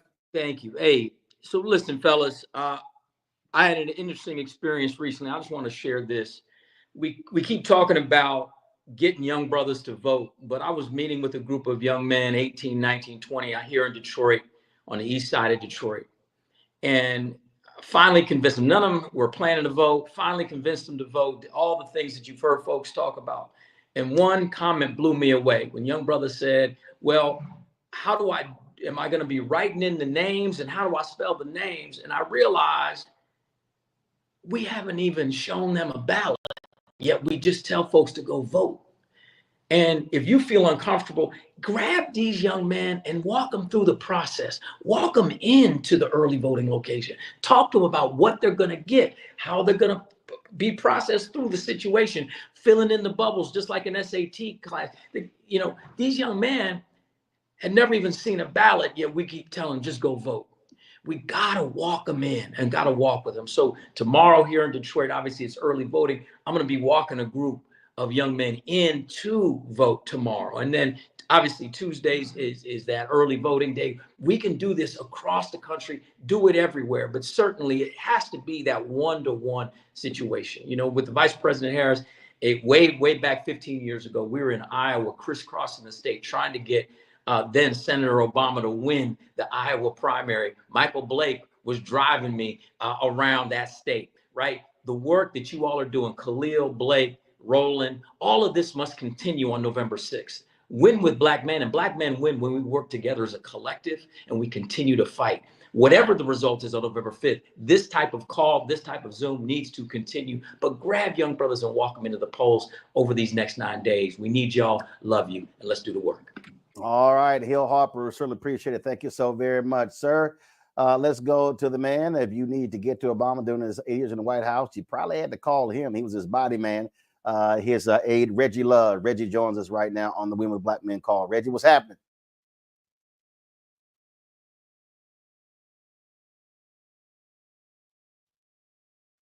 Let's pull up Reggie Love, please.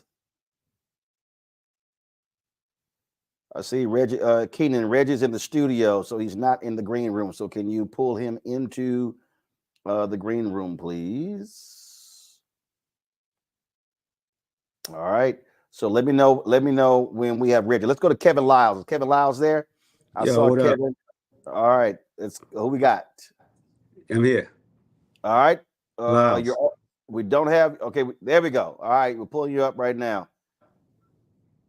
Is your camera on, or we just got your audio only? No, my camera's on. All right.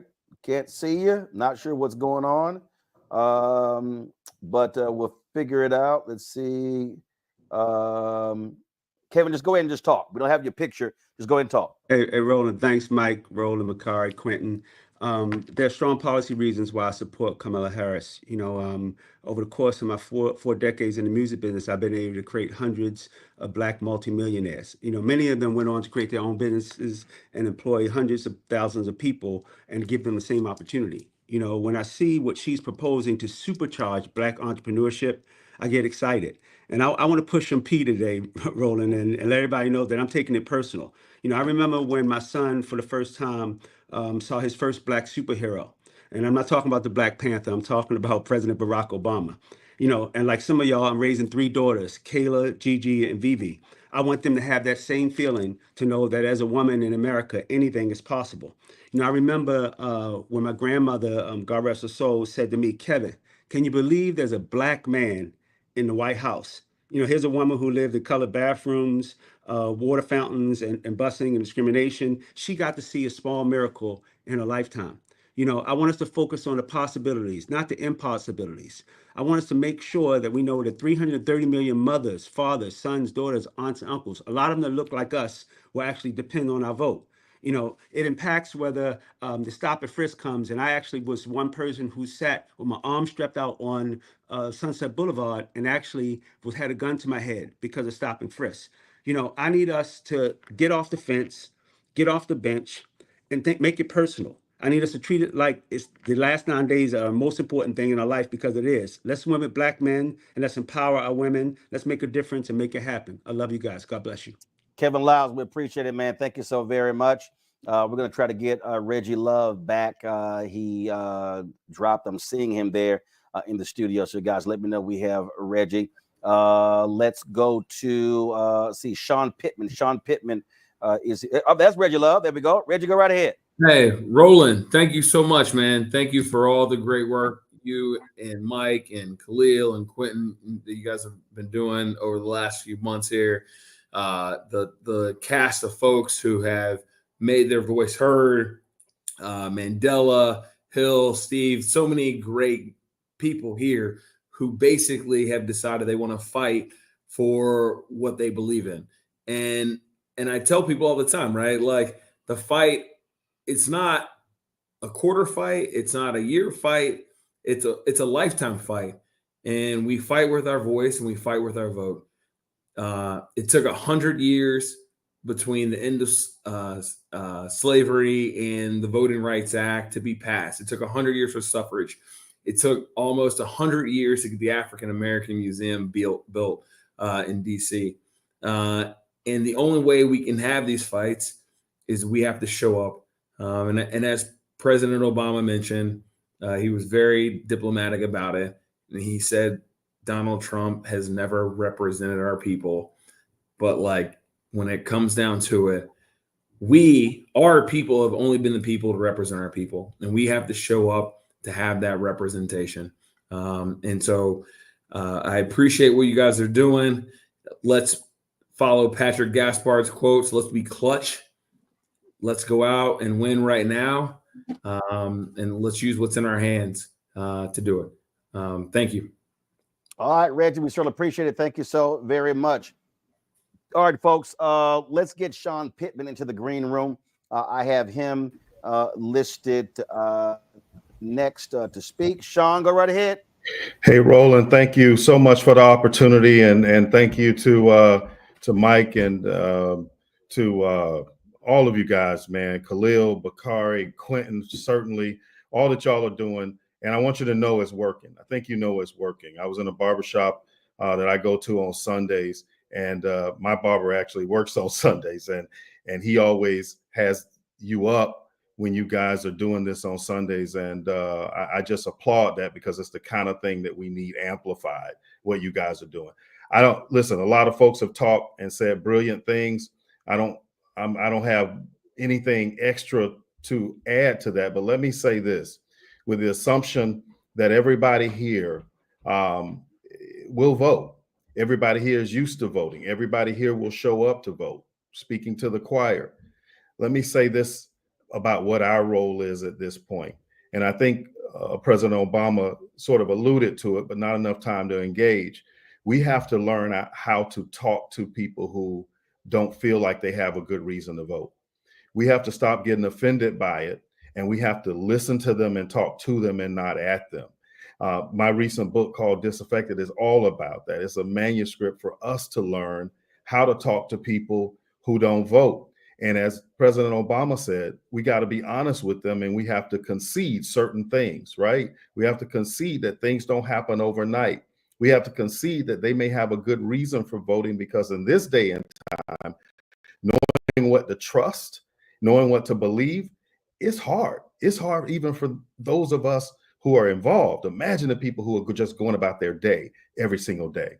So let's learn how to talk to them. Let's hear them, and let's go through it in a research-based way to show them that their vote counts. Let's go through it in a data way to show them that their vote matters, and that these issues, if they decide not to vote, show them and illustrate to them that they still are having an impact on the race. Because if they don't vote, they just become potentially a secret weapon for the opposition.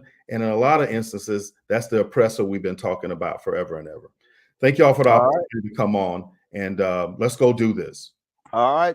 Sean Pittman, we sure appreciate it. Thank you so very much. Joining us right now, folks, a man who's got more Delta airline miles than a Delta pilot, comedian George Wallace. What's happening, George? I feel good all over. How about you, Roland? Doing great. That is so wonderful. I'm so happy to be here. You're doing a wonderful job tonight. And everybody has said the right thing about voting. And I just want those people that are undecided. Everybody's been very nice tonight. I'm a comedian. I got to say this. What the hell are you undecided about? Huh? You got two people, two candidates. One's for you, one's against you. Okay, do yourself a favor. Give your mom, your sister, your daughter, your aunt, your grandmom, give them an early Christmas gift. Make sure you vote for Kamala Harris, because she's for me, she's for you. I'm probably the only guy, Roland, that really actually rode the back of the bus. I don't want to go back to doing that. We're not going back. So let's continue with success and love. Let's don't erase everything that we've gained. And let's make sure we get out there and vote for Kamala Harris. And as I'm not going to say what Snoop said, but please think about it. Just think about it. Do the right thing.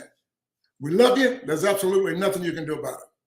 Thank you, Roland. You're absolutely right. But George, I want you to give you got about 30 seconds left, a specific call out to the people and the brothers and sisters in Georgia. Georgia, right now I'm in Atlanta. Where am I? I'm in New York City. I just got off the airplane. But Georgia, I think we're going to do it, Roland. The young men I'm meeting in Georgia, there's a few crazy people out there, the Waka Flocka planes. But I want Waka Flocka to think about it. I want all of those guys there to think about it. and think about who's right for you, who's more like you.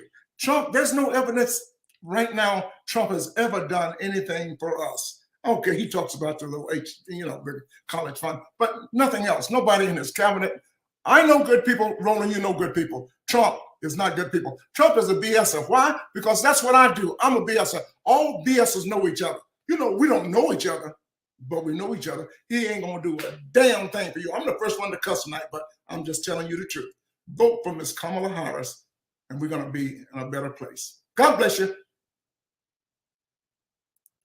Was that 30 seconds? Because you know I can talk.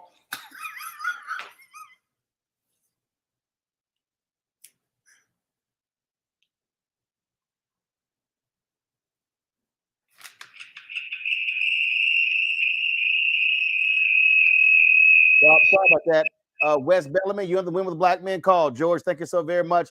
I appreciate that. That was about 48 seconds, George, but it wasn't too bad. You worked out just fine.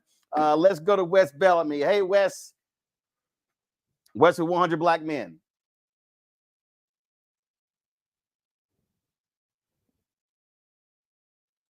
Wes is saying no camera. So turn your camera on, Wes, so we can get you in here. Can you hear me? Yep, we got you. Go right ahead. There we go. Yo, what's up, man? Yo to all the good brothers. I want to start it off with that because Roland, aka the super alpha, have this into an alpha convention. I want to just say on a real serious note, man, it's been really good seeing all the brothers on here, man. But I just want to kind of maybe have a different approach. I've been on this 24 city tour with 100 Black Men called Real Men Vote, where we literally have gone to swing states across the country talking to brothers about why we need to be engaged. And I would just encourage us to think about a couple of things, man. All the comments tonight have been great. But listen, there's a lot of brothers who they need to hear from us, and not necessarily they want to see us in our shirt and ties. There's a lot of brothers who they want to talk to us, but they feel as if when we come up and we show and present ourselves a certain way, it doesn't relate to them. I was having a conversation with a rap artist last night about how he feels that a lot of the people who are coming to talk to him right now are individuals who only pop up every now and again. And what we have to do, brothers, is maybe take down the talk in regards to high level policy and really just be real and authentic about what's at stake here. One of the things I've been saying to brothers, maybe a little controversial, but I'm just being real. Hey, listen, man, if you have a situation with a young lady and for whatever reason y'all pop it off one night and y'all make a decision and understand that we maybe have made a mistake and we don't need to take this further, and she doesn't have the right and you all don't have the opportunity to be able to choose what to do with your body, you're going to be in a bad position. It's that simple. When we talk about brothers having interactions in unfortunate situations with the police and law enforcement, and there's one candidate who's clearly saying, yo, we're going to give law enforcement full immunity to be able to do whatever they want to do. Nobody in our communities needs to have that. And I think some of our talking points in the way in which we're speaking may be up here. And this is no disrespect to anybody. Let's make sure we get back to a level and a position in which we're talking to our brothers with our most authentic voice and making sure that they understand what's what. I'm going to be traveling the country these last 10 days or so, talking to brothers. We're going to be in Pittsburgh this Wednesday. If anybody's in Pittsburgh, 7:30, we'll have another Real Men Vote event there. But listen, man, y'all know what we got to do. But I'm just encouraging you, man. Be your most authentic self when we're talking to who we need to talk to, because those are the ones that need us the most. We're dealing with a lot of misogyny. We're dealing with a lot of brothers who maybe want to be white male adjacent. And those are the ones that we're trying to turn over and help them understand that we're running this marathon. I got this Nipsey Hussle hoodie on, all money in, no money out. And he says the marathon continues. Let's get to running. Voting is just the first point. Let's keep going. I appreciate y'all. Love. All right, Wes, we appreciate it. Thank you so very much. All right, folks, joining us on the call right now, Mondale Robinson, Black Male Voter Project, also mayor of a town in North Carolina. Mondale, what's up? What's up, Roland? What's up, y'all? Thank y'all for having me. I appreciate this organization of Black men, those who are already probably super voters. But Black Male Voter Project speaks to the brothers who don't see themselves in the electoral politics. That is not because we are misogynistic, not because we are lazy or some pathology exists in us. It is because for 248 years, America has made us invisible. We have a wonderful vice president who's soon to be our president, and Kamala Harris, that has offered us a priority reset. And this is for the first time in the history of this country that Black men are experiencing a policy presented to us in a presidential year for us explicitly. And that is new.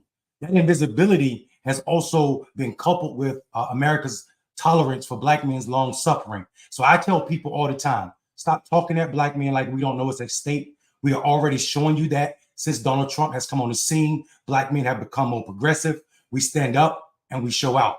Don't even believe that this election can be won without Black men, and Black men are well aware of that. I don't spend time talking about the 10% of brothers who may show up like Byron Donaldson and the rest of those clowns, because I know it's enough of us that care about Black women in our community to continue to win elections like we did Georgia in 2020, like we did in Ohio in 2023 for women's right to choose, like we did in Michigan in 2022 for women's right to choose. So if you don't know that Black men are here for our community, then you don't know enough Black men. I'm Mondale Robinson. I'm a Black man in America, and I know what's at stake. So you don't need to tell me. Peace, y'all. All right, then, Mondale. We surely appreciate it. Thank you so very much. All right, folks, joining us right now, Cliff Albright. He is the co-founder of Black Voters Matter. Keenan, if you have their new ad ready, why don't you go ahead and run that ad, then we'll hear from Cliff. Did you know that Trump wanted the military to actually shoot Black Lives Matter protesters? I mean, Trump is not He let people die during COVID and then told us to drink bleach. He tried to kill the stimulus bill and couldn't, so he delayed the money just so he could put his name on the check. Trump ain't He used the death penalty to execute Black men like Brandon Bernard. He Obama's economy, lost thousands of Black jobs. He started inflation. He gave his billionaire buddy a tax cut. America, Trump ain't don't vote for that man. Nothing but. Vote Kamala Harris for president. All right, Cliff, go right ahead. What's up, Roland? Hey, I'm gonna make it quick. I'm so glad that that Wes was on here just a second ago talking to our brothers in our authentic voice. I don't know how to get no more authentic than to say Trump ain't shit, right? But it's not just about that. It's also about letting folks know why he ain't shit. And so I agree with my brother Mondale, who was just on here talking about that 10% that's out there. They in a sunken place. Like, there ain't going to be too much that we could do with them. They've been voting Republican for 30, 40 years, right? Then we got the 80%. That's all of us on here that we know is with Kamala. That we know is going to do the right thing. That we know be on these calls every week, right? And then we got that 10% that's in the middle. That's where the sweet spot is at. That's where we got to do the work. That's where we got to have these conversations. And part of what I want us to do is be able to have the tools to have those conversations. So we got not just that video, we got 4 other videos that we got. You can check out our website, bvmactionpack.org, bvmactionpack.org. You see, I got on our shirt right here. You can go to our YouTube page at BVM Action Pack. Get those videos. We got 5 on there. Guess what? Show one of those to 10 of your friends that you know need it. Show one of those each day for the next 5 days. And when those 5 days are up, guess what? Go back and do it again, because we got 10 days left. So you go through 2 rounds of sharing those videos and having some conversations, and then get with us if you need any other tools to have these conversations. The 80% got to work the 10% so that we can overcome the other 10%. Let's do it, y'all.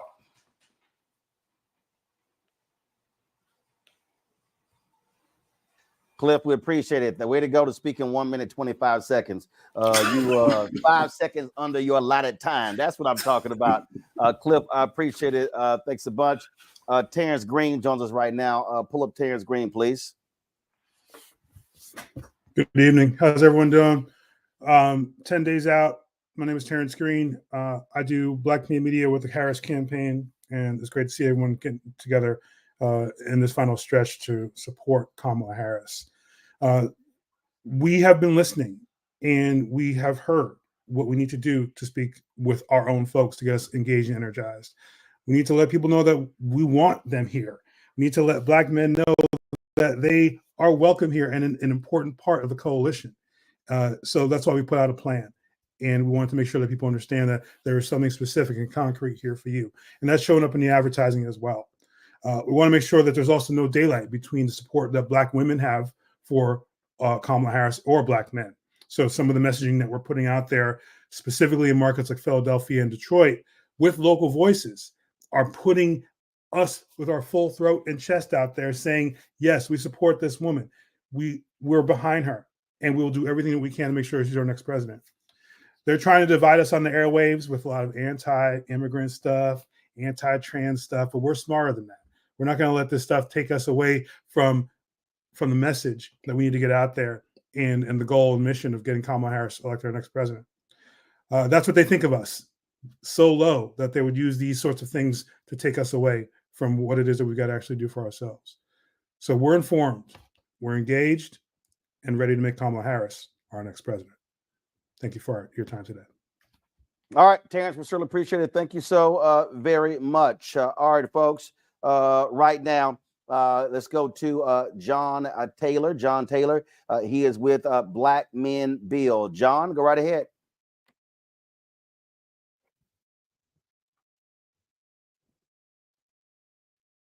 John Taylor with Black Men, the Black Male Initiative. John, turn your camera on. Your camera's not on, John. All right, while John is getting in place, let's go to Chris Jones. Is Chris Jones there? Chris Jones is with Black Male Rural Voters. Chris?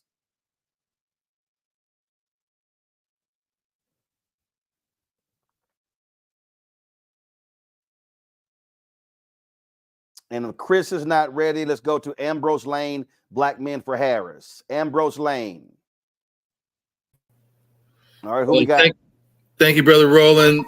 Thank you, Khalil, and the team, Women with Black Men. I'm so grateful to be able to speak to you. Yes, we are doing everything we can to get the vote out, doing souls to the polls, car rides to the polls. We're trying to do everything we can and support Women with Black Men and their trips to Pennsylvania.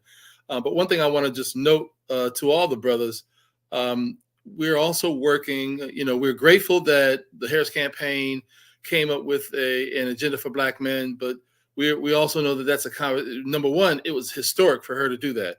But number two, we also know that it's a conversation starter. We know that there are some things that we still have to work on in terms of issues facing Black men. Black Men for Harris, I'm the founder of Black Men for Harris, and we are working on an expanded agenda to build on the agenda that Kamala Harris started, but also to expand that agenda, for example, to include returning citizens, also to include Black men who are living in poverty or are the working poor. So we're looking to expand that conversation. And lastly, I would say one of the things that we've been talking about on our calls is after November 5th. We believe that Kamala Harris is going to win. We are working to make sure that she does win, but there's an after November 5th. And we want to build and continue to build. I mean, I know that when Barack Obama won, we kind of laid back. We kind of fell asleep. We were happy, ecstatic that a Black man won, but we kind of laid back. We can't do that this time. We have to push and have these conversations with other Black men. So if you have Black men that are saying they're going to vote for Trump and they're misguided, whether or not that's because of misinformation or other, we have to have these conversations with these brothers, and that has to start. That doesn't start now. That starts after November 5th, because the midterms are coming. They're going to be here quickly, and we got to prepare for the midterm. So we have to talk to our brothers in communities. We have to guide. We have to provide information, provide truth. And so when the midterms come, we're ready. So we so that there's not a significant segment of Black men who are going to sit out or who are going to sit at home or going to wait for the next election. So we got to begin this process now. So I just wanted to make sure that we are going to move forward with Win with Black Men, with Black Men Vote, with Kairos, with the collective, on coming up with an agenda, an expanded agenda, a Black man's agenda that will include some of the things. So I appreciate it, Roland. Appreciate it, brothers. Have a great day. All right, Ambrose, certainly appreciate it. Thank you so very much. Do we have John Taylor or Chris there? Do we have John or Chris? Who do we have? Hey, Go right ahead. All right, Roland, appreciate you, man. Appreciate you, Khalil. Appreciate you, Bakari, all of you all and Mike Blake. Look, I'm I'm a co-chair, national co-chair of Dirt Road Democrats. I'm also with Rural Americans for Harris. We are out here fighting for rural Black men, and they are showing up. This race is going to be close. And because the race is going to be close, rural voters matter. We project about 40% of the electorate this year will be rural, and about a third of people of color are in rural areas. So rural areas matter for stopping Project 2025 at the state level. And when we speak to rural Black men, we're talking about building houses in rural areas because of the lack of housing availability and affordability. Forgivable loans, entrepreneurship. Black farmers are excited because they know that Harris will continue to fight for money for them, and they know what Trump did, which fought against them. And I'll tell you, I'm a girl dad. I have 3 daughters, Jordan, Janelle, and Jasmine. And there are a lot of rural Black men who are girl dads, and they know what it would mean to live under a Donald Trump. So they want their girls to live under a VP Harris administration. Last thing I'll say is that engagement matters, and Wendell Pierce and Win with Black Men showed up because it's not only about swing states. We have to focus there. It's also swing districts. And with those swing districts, they showed up in West Memphis. They fought against the MAGA Republican Party, was trying to eliminate early voting, and we won. And because of that, we set record turnout on the first 2 days of voting in West Memphis. And we're going to get Rodney Govins into Congress, Jesse Magruder into the House, Lincoln Barnett in the State House. We're going to do this, y'all. All right, then. We appreciate it. Thank you so very much, Chris. Let's go to John Taylor with Black Men Bill. John, you there? I'm here. How we doing this evening, Brother Roland? Great. Go right ahead. All right. First of all, let me give a blue 5 to all the brothers of Phi Beta Sigma. It takes a little while, but we get there. And to the rest of y'all. So we're clear. In Georgia, on the ground, brothers are in motion, but it's not just in Georgia. I've heard a lot on this call tonight and on each of these calls about what brothers need to do. And I just want to be clear about what brothers are doing. With our organizations and our network on Black Male Initiative, we have knocked over 935,000 doors, attempted conversations during this cycle, and had over 195,000 conversations. So when we listen to pollsters and we believe the hype, we might think we're losing. It may be neck and neck, but it's not neck out. Out of those 195,000 conversations that we've had, we're clear about the fact that about 82% of the people that we've talked to, ages 18 to 35, folks that they consider low propensity, infrequent, that we know are low investment, are supporting a progressive agenda. We understand that the gap that they're concerned about is being cleared on the ground every day. And most importantly, I want to say thank you to the brothers that are standing in the way, that are out there every day, that are having these conversations. So we're coming with a very clear message at Black Male Initiative. Don't believe the hype, believe the heat. Believe what you see on the ground. Believe what brothers are telling you. Believe what brothers are showing you. Don't believe what they say about us. And there should never be a conversation about us without us. So believe that you have to be part of it because we want you in it. Thank you, Brother Roland. All right, then. We certainly appreciate it. Thank you so very much, John. Thanks a bunch. Let's now go to, give me 1 second. Let's go to get a battleground update from Georgia. Theron Johnson, go right ahead.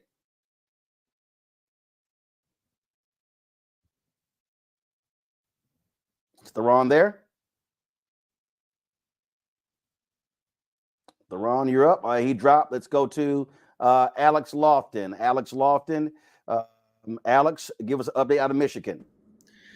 Update out of Michigan. Hey, y'all. Great. Thanks for having me on. 1.5 million voters have voted already here in Michigan. About a quarter of them, that's kind of a quarter of total voters. And we believe about 1/3 of them are voters for us here in Michigan. There's been 2 ways for people to get voting already.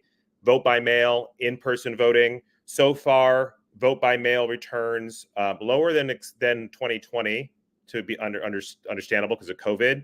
But Wayne, Genesee County, Detroit, Flint, these are places that are looking better than returns in the overall state. So a lot of great momentum here. In-person early voting started across the state yesterday, started in Detroit last week. And since then, about 12,000 Detroiters have voted in person, and 150,000 yesterday voted in person early. So we're waiting on data on exactly who voted there, but we're feeling pretty optimistic. At the doors, I got to do some door knocking this weekend in Detroit, and Black men in particular, understandably, a lot of skepticism, ambivalence, but they just need to have more folks at the door who can really connect and aren't some sort of semi-retired person from California, but somebody who can actually connect more deeply. Voter intimidation has already started. Mainly so far, the reports of that has been outside of Detroit, in more rural areas or suburban areas. But we're going to keep monitoring that and see if that picks up. And we need help. We need your help to come win. I'm going to put it in the chat right after this. A couple of ways you can get involved: signing up to volunteer with us and knock on some doors. Also, voter protection is going to be a really big thing here. So we're feeling fired up, ready to go. But we got a lot of work, and we need all the help we can get. So come on out and help us out.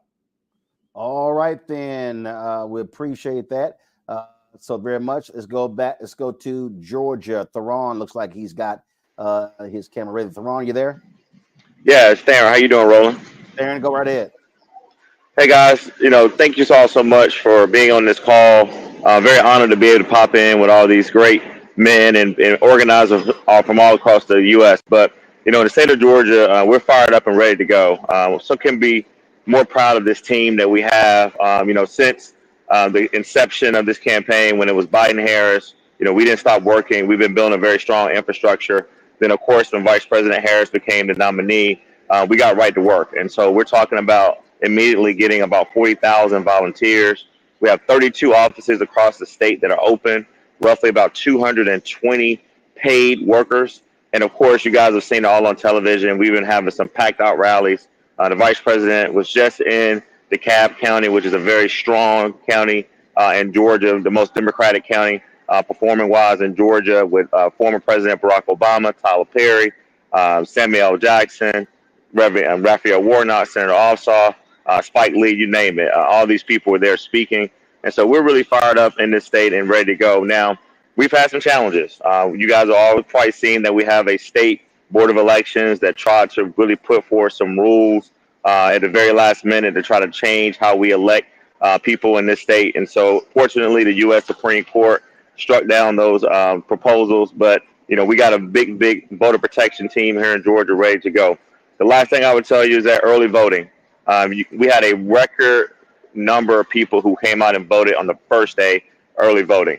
We almost quadrupled the size of people who voted back in 2020.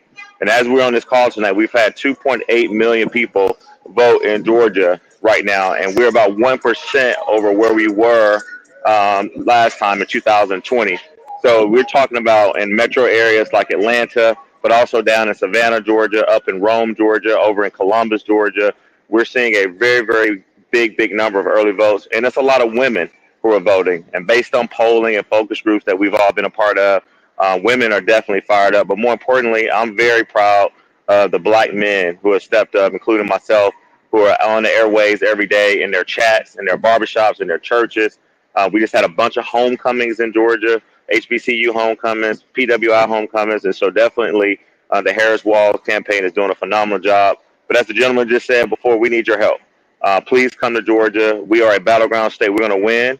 I was very fortunate to be on the Biden-Harris campaign back in 2020, and I'm seeing striking similarities of how good we're trending in these last days, not just with enthusiasm and money, but with people showing up to these rallies. Neighborhoods are getting more involved, and so I definitely think that we're going to exceed the number of early votes and absentee voting. We're paying very close attention to that, but we're very fired up in Georgia, and come join us, y'all, in this movement. All right, then. Theron, we appreciate it. Thank you so very much. Let's now go to, let's see here, North Carolina. Let's go to Mayor Leonardo Williams. Mayor Williams, how you doing? Hey, what's going on, Frat? It's good to see everybody again tonight. I've heard a lot on the call tonight, man, and I think since the last time I've spoken, I've gotten a little bit more frustrated. only because I feel like there are forces out there trying to make us a composite. And I talked about an article that came out last time, but we actually found that article was from the John Locke Foundation talking about Black people are just not voting, when in fact, as Quentin said, we have the data, but I wanted to go take a different angle tonight. I, as a mayor and a Bloomberg fellow, we are heavily involved with mayors around the world. And the mayor of Freiburg, Germany said, Leo, we are relying on you guys in the United States for world stability. And as a Black man, I feel I have a stake in that. But it was the people from Ukraine that I just met in Mexico City just last week that said, if Trump wins, then when I go back home, I die, because there's no way we're going to survive this war. And I just want you all to think about putting your death date on a calendar. That was heavy. So we have our issues that we need to focus on here internally, but we really do need to turn out, because if we don't, we have world issues to deal with as well. So the responsibility is bigger than just us right here. The world is literally relying on us tomorrow. And just to make sure we're not a composite, tomorrow, I'm actually going to go and visit the young men of color at the Durham Nativity School right here in Durham, North Carolina. And we're going to talk about the importance of voting. But then I'm going to walk with them to the public library to see people voting so that they can become entrenched in this culture of civic engagement and understand it as their civic obligation, so that they can ensure that their families are voting, but also when they're of age, they're doing their part. So get uncomfortable, talk to folks that you are uncomfortable talking to about voting, get your brothers out there. We have a bigger responsibility, started with us, but literally the world is relying on us. Appreciate you, man. All right, then. I appreciate it. Thank you so very much. With Reverend Amos Brown, whoever's with him, please turn on his camera. Please turn on his camera so we can have him up.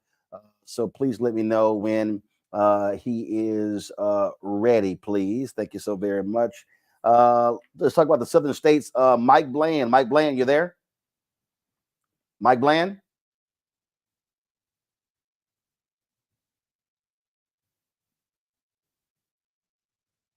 Who we got, folks? Hey, I'm here. How you doing, Brother Martin? There we go. Go right ahead.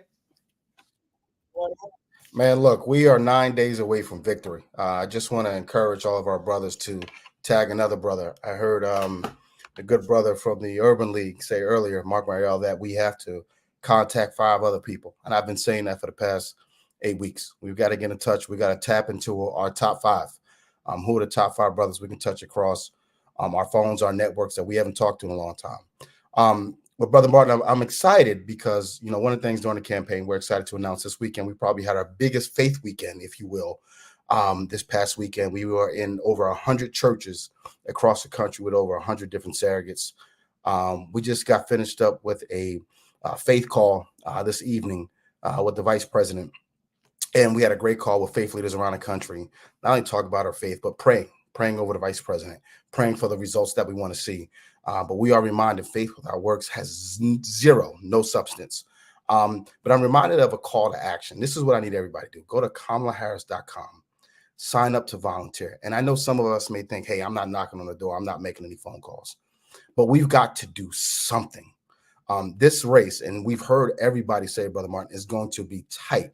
It is going to be tight as a tick. I mean, it is going to come down to probably tens of thousands of votes in our battlegrounds. But Black men will make up the difference. And I'll say this as a point of privilege, and maybe I'll get some pushback later on. Folks are looking to cast the blame already. Okay. They're looking to cast the blame, whether it be on Black men, younger Black men, the young folks, the older folks. But this narrative that Black men do not vote, we have to decimate that narrative. We have to encourage each other. We have to give each other the facts to get out to vote.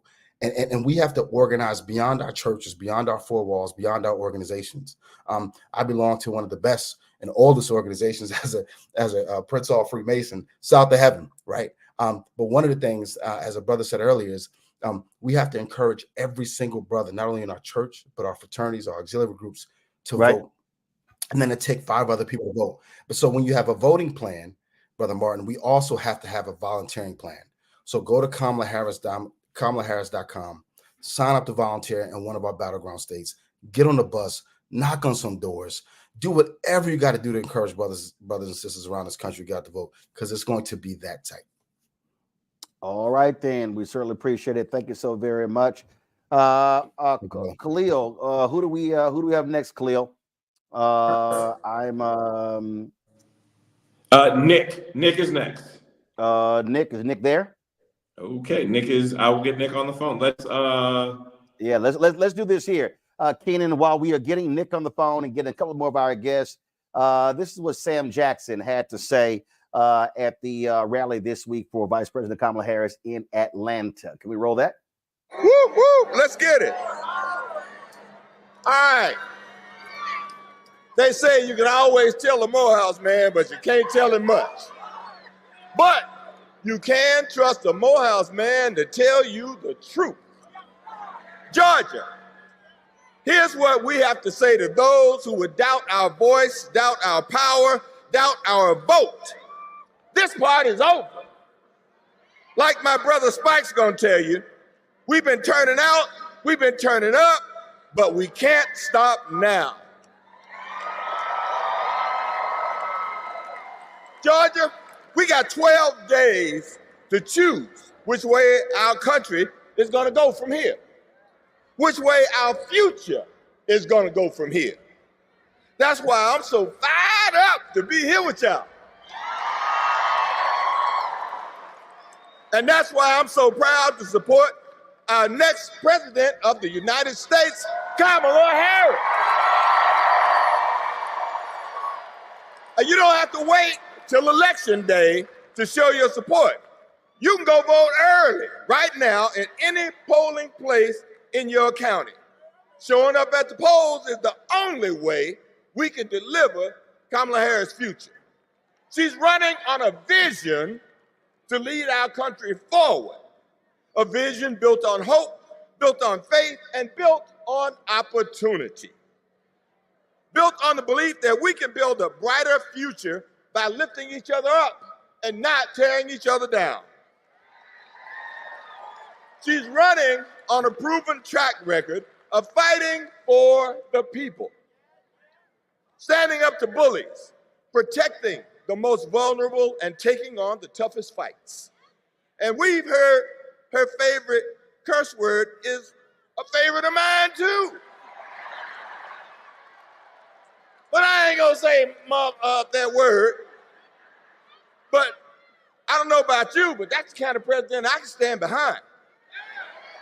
That's the kind of president I can see leading our country forward.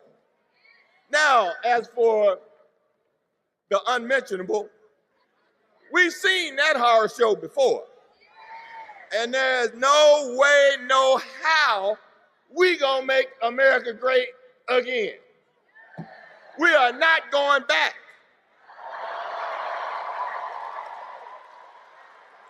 That's right. That's right. We're not going back. We're not going back.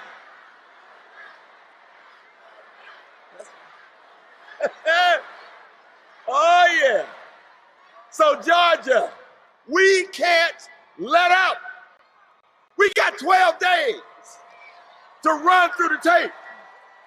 We got to knock on doors. We got to make some calls. We got to get our families, our friends, our neighbors' neighbors to turn out, to turn up and turn out. But most of all, we got to show them all our vote is our voice. Our voice is our power. And our power is how we win. Thank you. We are not going back. You damn right. That's what I'm talking about. Yeah. Yeah. All right, folks. That was Sam Jackson this week at the Kamala Harris rally in Atlanta. Nick, joining us out of Wisconsin. Nick, give us an update of what's happening on the ground in Wisconsin.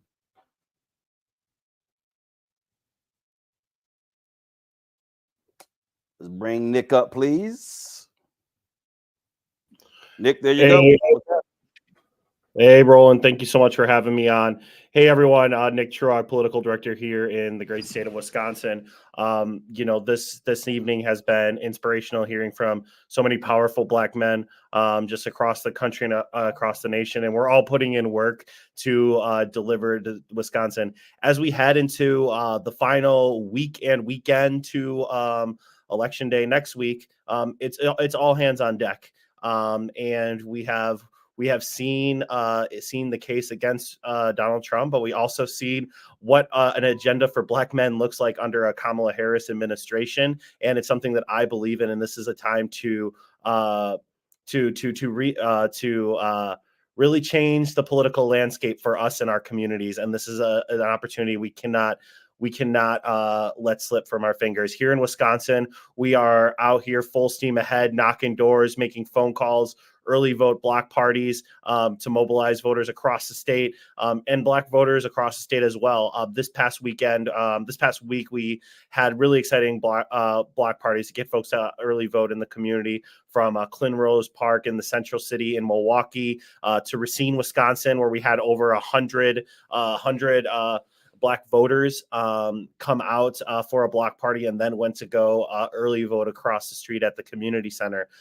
This week, we're going to be having a lot of national surrogates come, Black men focused events, Souls to the Polls engagements, thanks to all of the great surrogates and our in-state leaders who are going to churches, talking to voters, meeting voters where they're at, in the barbershops and across the board. Wisconsin, every state will tell you, we'll talk about this, but in 2016, I will never forget. I was a fellow and volunteering on Hillary Clinton's campaign. I was in school, and I spent so much time. I even skipped some class knocking doors because I did not want the result to be what it was. And as I go through this campaign, I can't help but think about my little sister Abby, who when Hillary lost, I was thinking about how important it is to see for women to have the opportunity in this country, to make sure that their rights are protected, to make sure our community's rights are protected. And I feel the stakes are way more higher now. And I'm the only man in my family, and I know it's my responsibility to make sure that I'm protecting my family. And we heard that a lot on this call today. So I'm calling upon all of you to really get involved. I'm really encouraging you all to sign up to volunteer. Come to Wisconsin, knock doors in Milwaukee, Racine, and Kenosha this upcoming weekend. If you're in Chicago, take the drive up, take the Hiawatha up. Volunteer with us, knock some doors, do some phone calls. Everything is at stake, and it's our responsibility to protect the ones that we love and make sure that they have the rights that they deserve and be treated as equals in this country. And that is something that's very important to me. So we have a lot we have a lot going on right now. We're knocking a lot of doors. We're getting out the vote. So by any means necessary, we need to make sure that we're getting folks out to vote and motivating our folks. So thank you so much, Roland, for having me. Thank you to every leader on this campaign. Thank you to every volunteer. Thank you to every elected official, pastor, community leader, mentor. This is a community. This is a movement, and together we're going to make sure that Vice President Harris is elected in less than 10 days. So thank you so much for me. Nick, I appreciate it. Thanks a lot. Let's go to Reverend Nelson Rivers III. Reverend Nelson Rivers.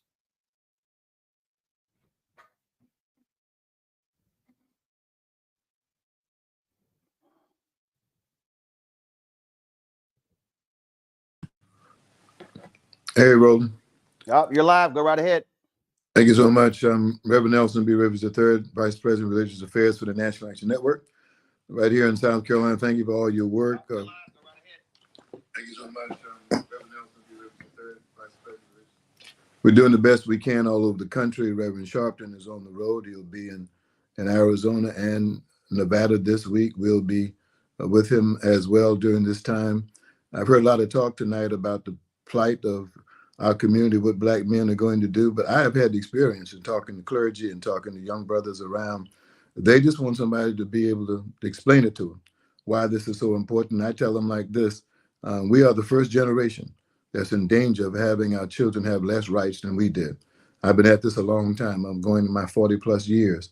And every time we've had rights given or won for our children until we come to this. And so this is important. Don't let anybody lie to you. Democracy is at stake. Vote is at stake, and our very lives are at stake. That's not hyperbole. That's just real. They told you who they are. Believe them when they tell you. So thank you for your work. Thank you for all that's been done, going to be done. We're going to turn out this vote in both South Carolina and around the country. The question will be, will we sit on the sideline and let it happen to us when we can make sure it happens for us? Thank you so much.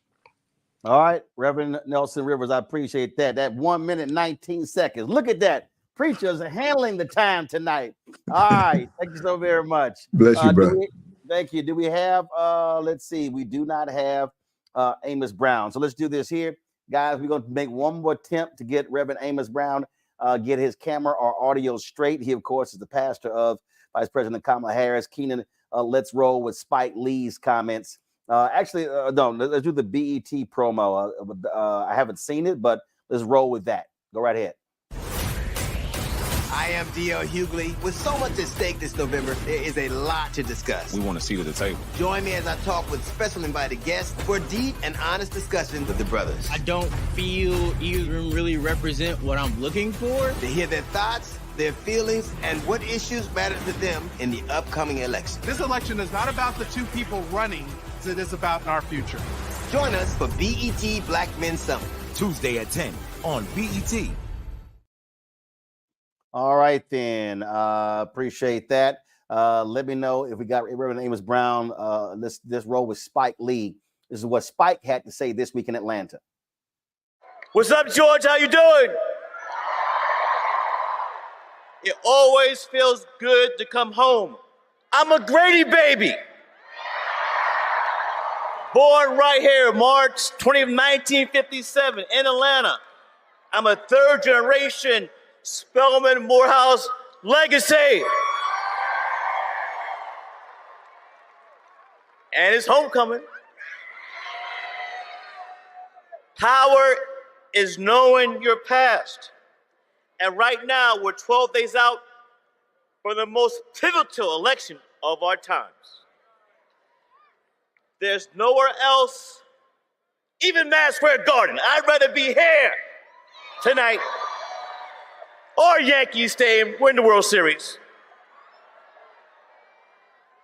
Because let me tell you, Georgia's where our future is being written. No joke. Georgia, you've been showing up and showing out.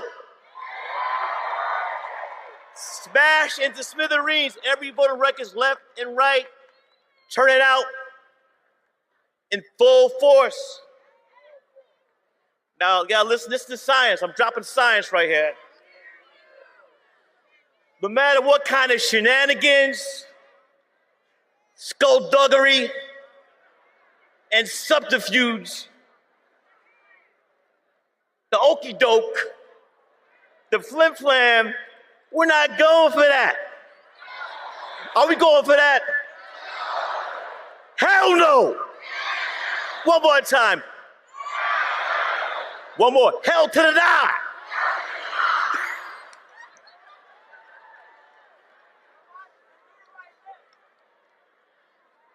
It's coming, it's coming.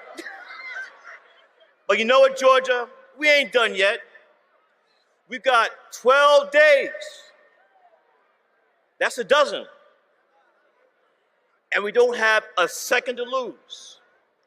Now, if we want to move forward, not backward, now we want to fight for the one candidate in this election who's fighting for us. Now we stand with the one candidate who's standing up for us. Now we raise our voice for the one who's speaking up for us. Our sister Kamala Harris, the VP. Now what are we going to do?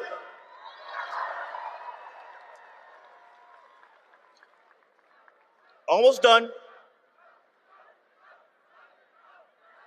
And look, I don't even have to ask, do you know, do you know, do you know, do you know? You already know what time it is. That we don't have a moment to lose. We want to stop that other guy. I don't call him by his name. I call him Agent Orange. You dig? Sure enough, we cannot be hoodwinked. bamboozled, led astray. Now you know where that's from.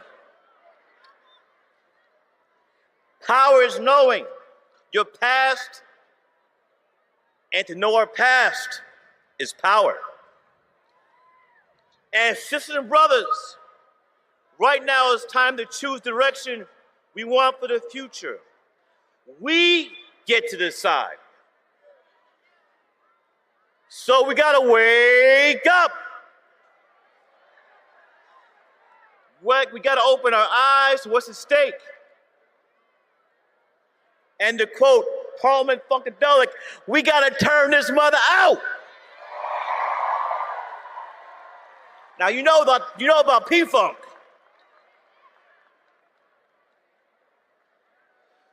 We have to approach this like everything is on the line. I'm not exaggerating. This is a life and death situation. We gotta wake up. You can't hear me.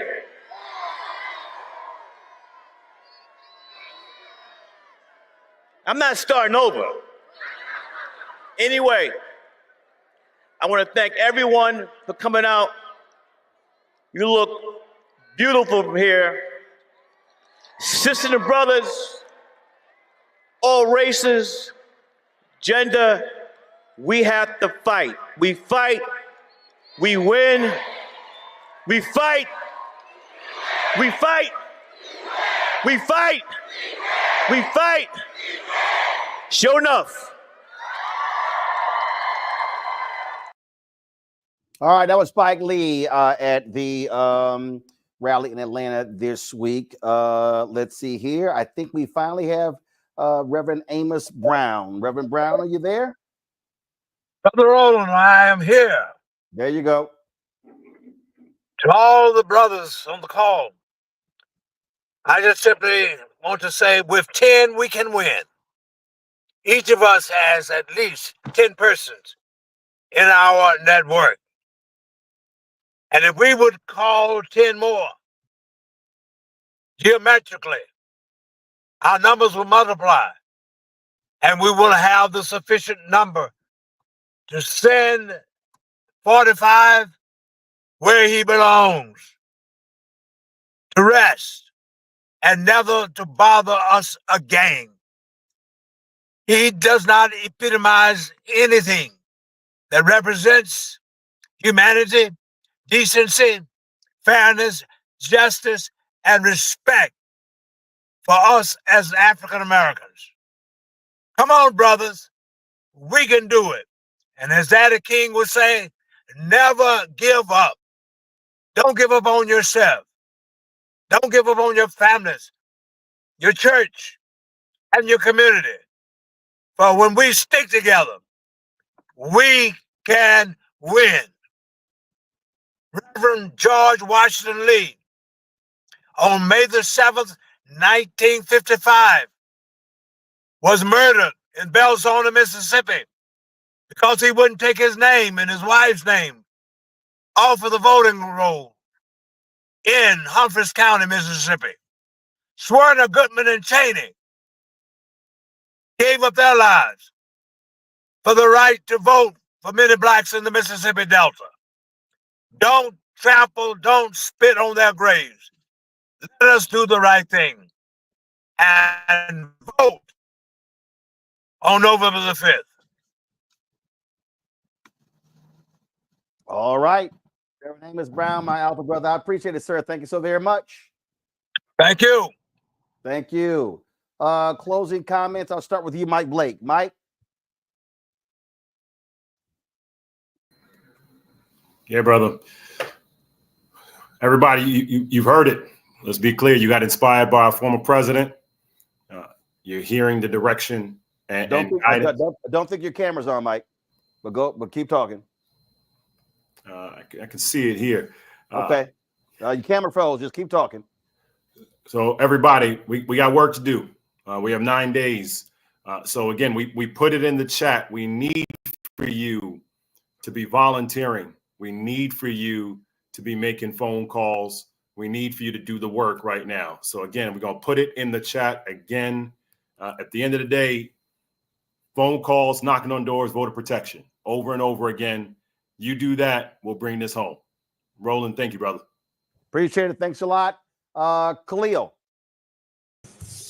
I couldn't say it better than my brothers. Thank you, Roland. Thank you, Michael. Thank you, Bakari. Thank you, Quentin. Thank you to the phalanx of men who have come before me and before us, the shoulders who we stand upon, whether it's Goodwin and Cheney, whether it's Medgar Evers, whether it's Reverend Dr. Martin Luther King, whether it's Malcolm X. The names can go on and on. Those that have lost their lives too soon. Whether it is Oswald Thompson, Hakeem, Ater, and others who are with us, we want to take in this power of tonight and really lean into the work that we're doing. So we ask each and every one of you, go to winwithblackmen.org tonight. We would love it if you can make a contribution to continue in the fight and the work that we're doing. But more importantly, we would really appreciate if you could sign up to get on a bus and go knock on some doors. Do some good community organizing. Like my president 44 said earlier, and sign on to get on a bus, whether it's from DC to Pennsylvania, South Carolina to Georgia, Virginia to North Carolina, or Chicago to Wisconsin and going to Milwaukee. And then on Tuesday, National Early Vote Day. It's our day of action here at Win with Black Men, as well as we're partnering with Collective PAC, Kairos Democracy Project, and others to get out the vote on National Early Vote Day, doing every single thing we can. I talk about my amazing 7-year-old CEO. It is almost 9:30, so I hope she is in bed. But I hope that we don't wake up on November 6th and have to worry if we didn't do everything that we could. So again, go to winwithblackmen.org, sign up to get on the bus, sign up to be a state captain, contribute what you can, and let's continue this work. Not only on November 5th, but we're going to start doing our work and holding accountability for whoever sits at 1600 Black Lives Matter Way. And the work is going to continue from there. So thank you, Roland, and thank you everyone who joined tonight. All right, Khalil, we appreciate it. Thanks a lot. Hey, folks, tomorrow there's going to be a call taking place with business leaders, the Black Economic Alliance. The question is, what do Black men want? Wealth, wellness in the 2024 election taking place tomorrow, 8 to 9 p.m. Eastern. You see where you can RSVP. These are some of the speakers who are going to be there. I'm going to be hosting this call, again, taking place from 8 to 9 tomorrow. So we look forward to that call. You saw the BET promo, the D.L. Hughley hosted BET special is going to be airing on Tuesday night as well. I'm going to be, of course, in D.C. covering the vice president's speech at the Ellipsis, the same place Donald Trump led the insurrection on January 6, 2021. So look for us to cover that on the Roland Martin Unfiltered and the Black Star Network. Of course, we'll be live 6 to 8 p.m. Eastern tomorrow. And so please download the Black Star Network app, Apple phone, Android phone, Apple TV, Android TV, Roku, Amazon Fire TV, Xbox One, Samsung Smart TV as well. All right, folks, we're going to close this out. First of all, let me thank everybody for being here. President Barack Obama, all of the speakers, Lieutenant Governor Garland Gilchrist, all of the mayors, all of the civil rights leaders, everybody who's on the call today. We certainly appreciate the input from every person here. So we're going to close this thing out. He gave a hell of a speech in Atlanta and spoke truth to power. And so, folks, Tyler Perry is going to take us home with his endorsement and his powerful, powerful speech about Vice President Kamala Harris. I'll see you guys tomorrow on the Black Star Network. Tyler, take it away. Hello, Georgia. Hello, hello, hello.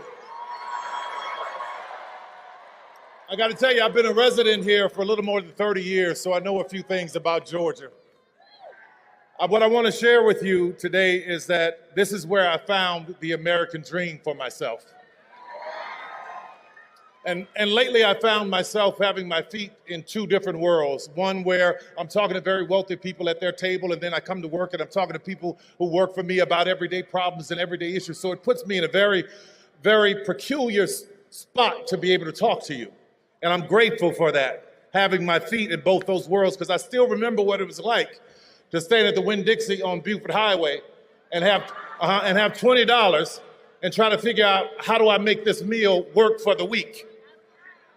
I know what it's like to have my landlord knocking at the door and I'm in the bed hiding because I don't want him to knock on the door because I know he has an eviction notice. I know what it's like to be homeless here in Georgia. I know what it's like to have to scrape up enough money to get to stay at a pay-by-the-week hotel off of Buford Highway. I know what it's like.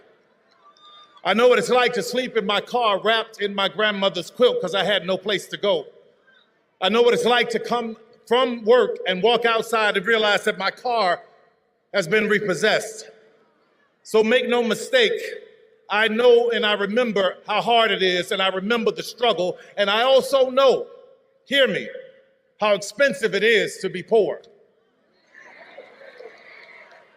But I also believed in an American dream. And when I was coming here to Georgia, I was looking for inspiration, and there was this show called Lifestyles of the Rich and Famous. And there was a man on there that I really admired, I looked up to. He had a helicopter, and his name was on hotels all over the place. He was, hold on just a second, let me get through this so you hear what I'm saying. Young black men admired him because his name was in rap lyrics. So when I first started making a little money, the first thing I did was checked into the Trump Hotel because I wanted to feel that specialness. But then I started to do my research. Research is important. Truth is important. Facts are important. I found out about a discrimination lawsuit against he and his father because they didn't want people like me in their building. I found out about him taking a full-page ad out on young black men in the New York Times. I found out about the birther lie. We all heard it, saying that Barack Obama was not born in this country. There are undertones there and there are echoes there that we all had to pay attention to. So I watched him when he won the presidency. I watched him say that there were good people on both sides when neo-Nazis were screaming, "Jews will not replace us."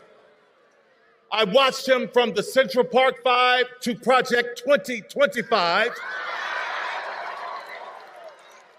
And what I realized is that in this Donald Trump America, there is no dream that looks like me.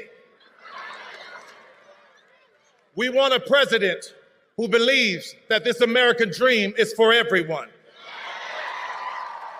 And that president is Kamala Harris.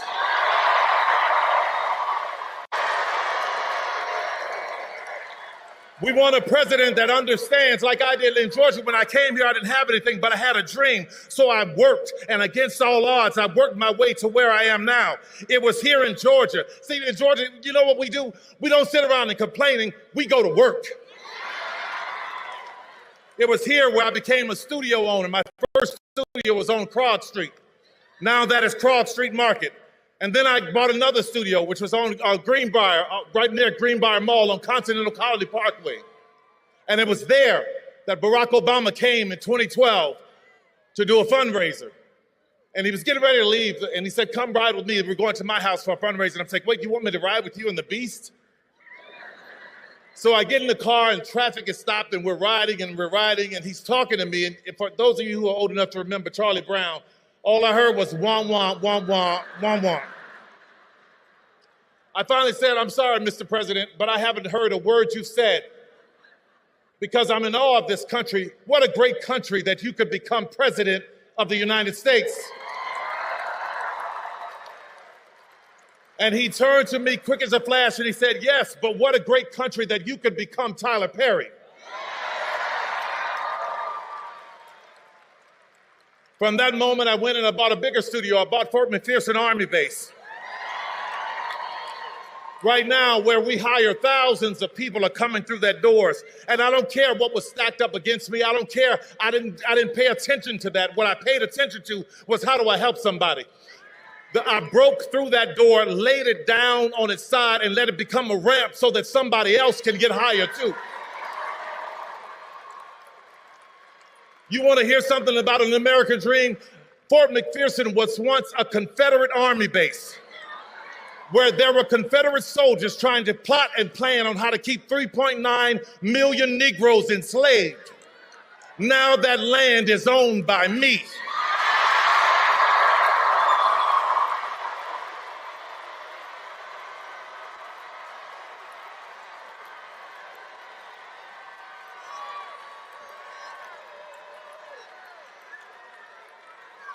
Let's talk about an American dream. It's seniors working so hard and working hard and working, seniors working hard. And what I realized when I bought it, that seniors around, their taxes were going through the roof.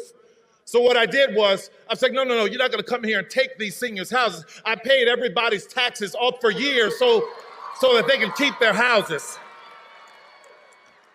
When an 85-year-old woman in Coweta County lost her house to a fire and wanted a place for all her grandkids, I rebuilt that house for her.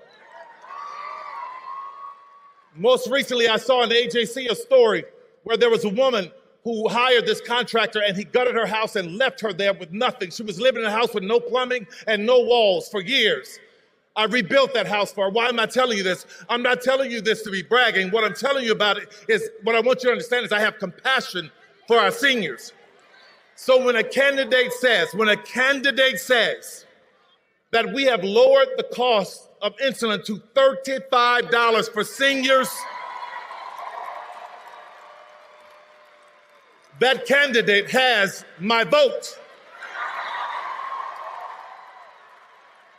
I put many kids through college, and recently there was a woman who was murdered by her husband, and she had 3 kids that were of college age. I put all those kids through college. So when I hear a candidate say, we are going to do what we can to reduce student loan debt, that is a candidate that I can stand with. I stand with a candidate who has an American dream for everyone. She stands with us. And she has an American dream for our children. And let me tell you something about the children. I don't know if you remember, but her DNC speech was great, right? But there's a moment that you may have missed. When the cameras were rolling and she was walking around and the balloons are falling and confetti's falling, I'm watching her smile and wave. Her family comes out, but there are 2 little girls on the stage. And I see her constantly making sure they're okay, not getting too close to the edge. That's what you want. See, the little things will tell you about the heart of a person.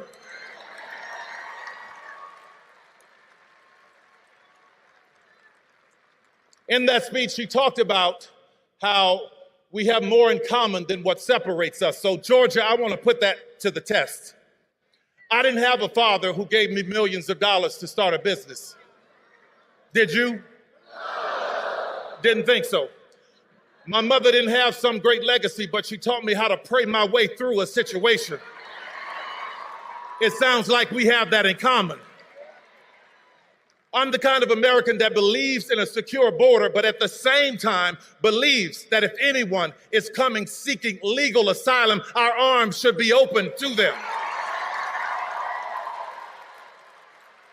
I'm the kind of American that believes that if you are running for office, you shouldn't sink and tank a bipartisan bill to help the border so that you could use it for your own glory. If you are like me, I worked my ass off to buy my first house and build my business and take care of my family. That is the American dream. I believe if you work that hard and you put into Social Security, when you get to a certain age, that you put in should be there waiting for you because it's yours. I believe that we all should have affordable health care and it not be replaced with the concept of a plan. What the hell?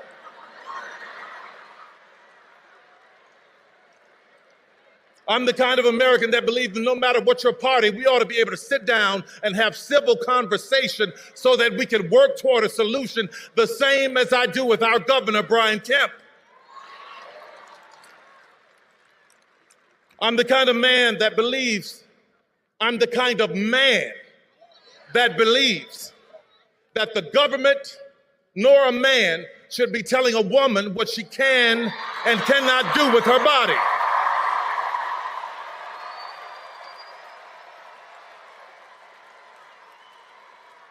I'm the kind of American who believes that poll workers should do their civic duty without being harassed and threatened like Ruby Freeman and Shay Moss in Fulton County.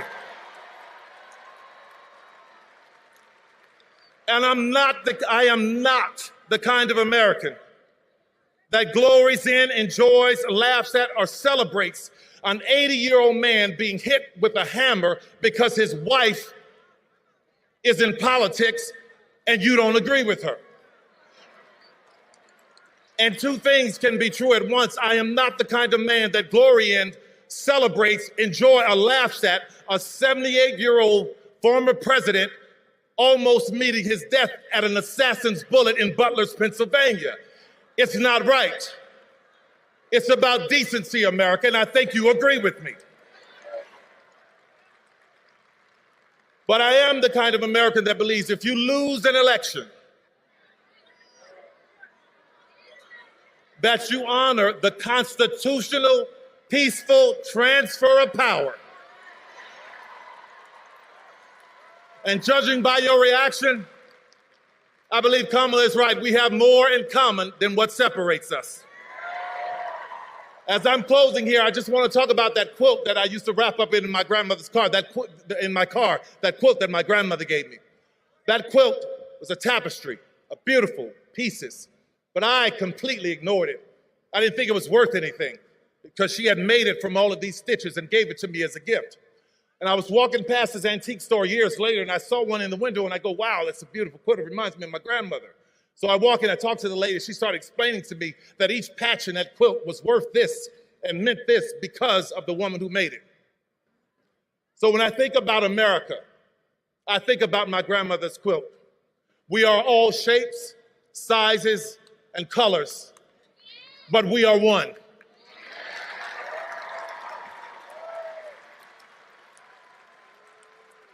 And it was so important for me to stand with a candidate who understands that we as America, we are a quilt. And I could never stand with a candidate who wants America to be a sheet.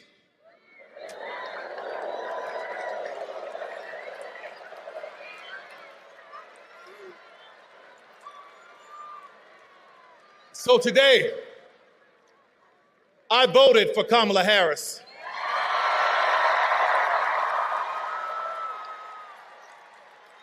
And Georgia, it was only about 11,400 votes that separated Trump and Biden. So every vote counts. So I stand here, full-throated, with my full chest, begging you, imploring you, let's get out and make Kamala Harris the 47th president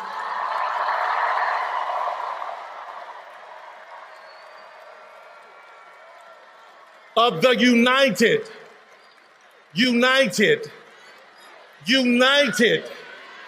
States of America. Thank you, everybody. God bless you. In this town, we've seen our share of hard times, heard our share of big promises. Up to 13,000 jobs. But empty promises don't build cities. Plans never materialize. We do, with grit, sweat, and cold beer.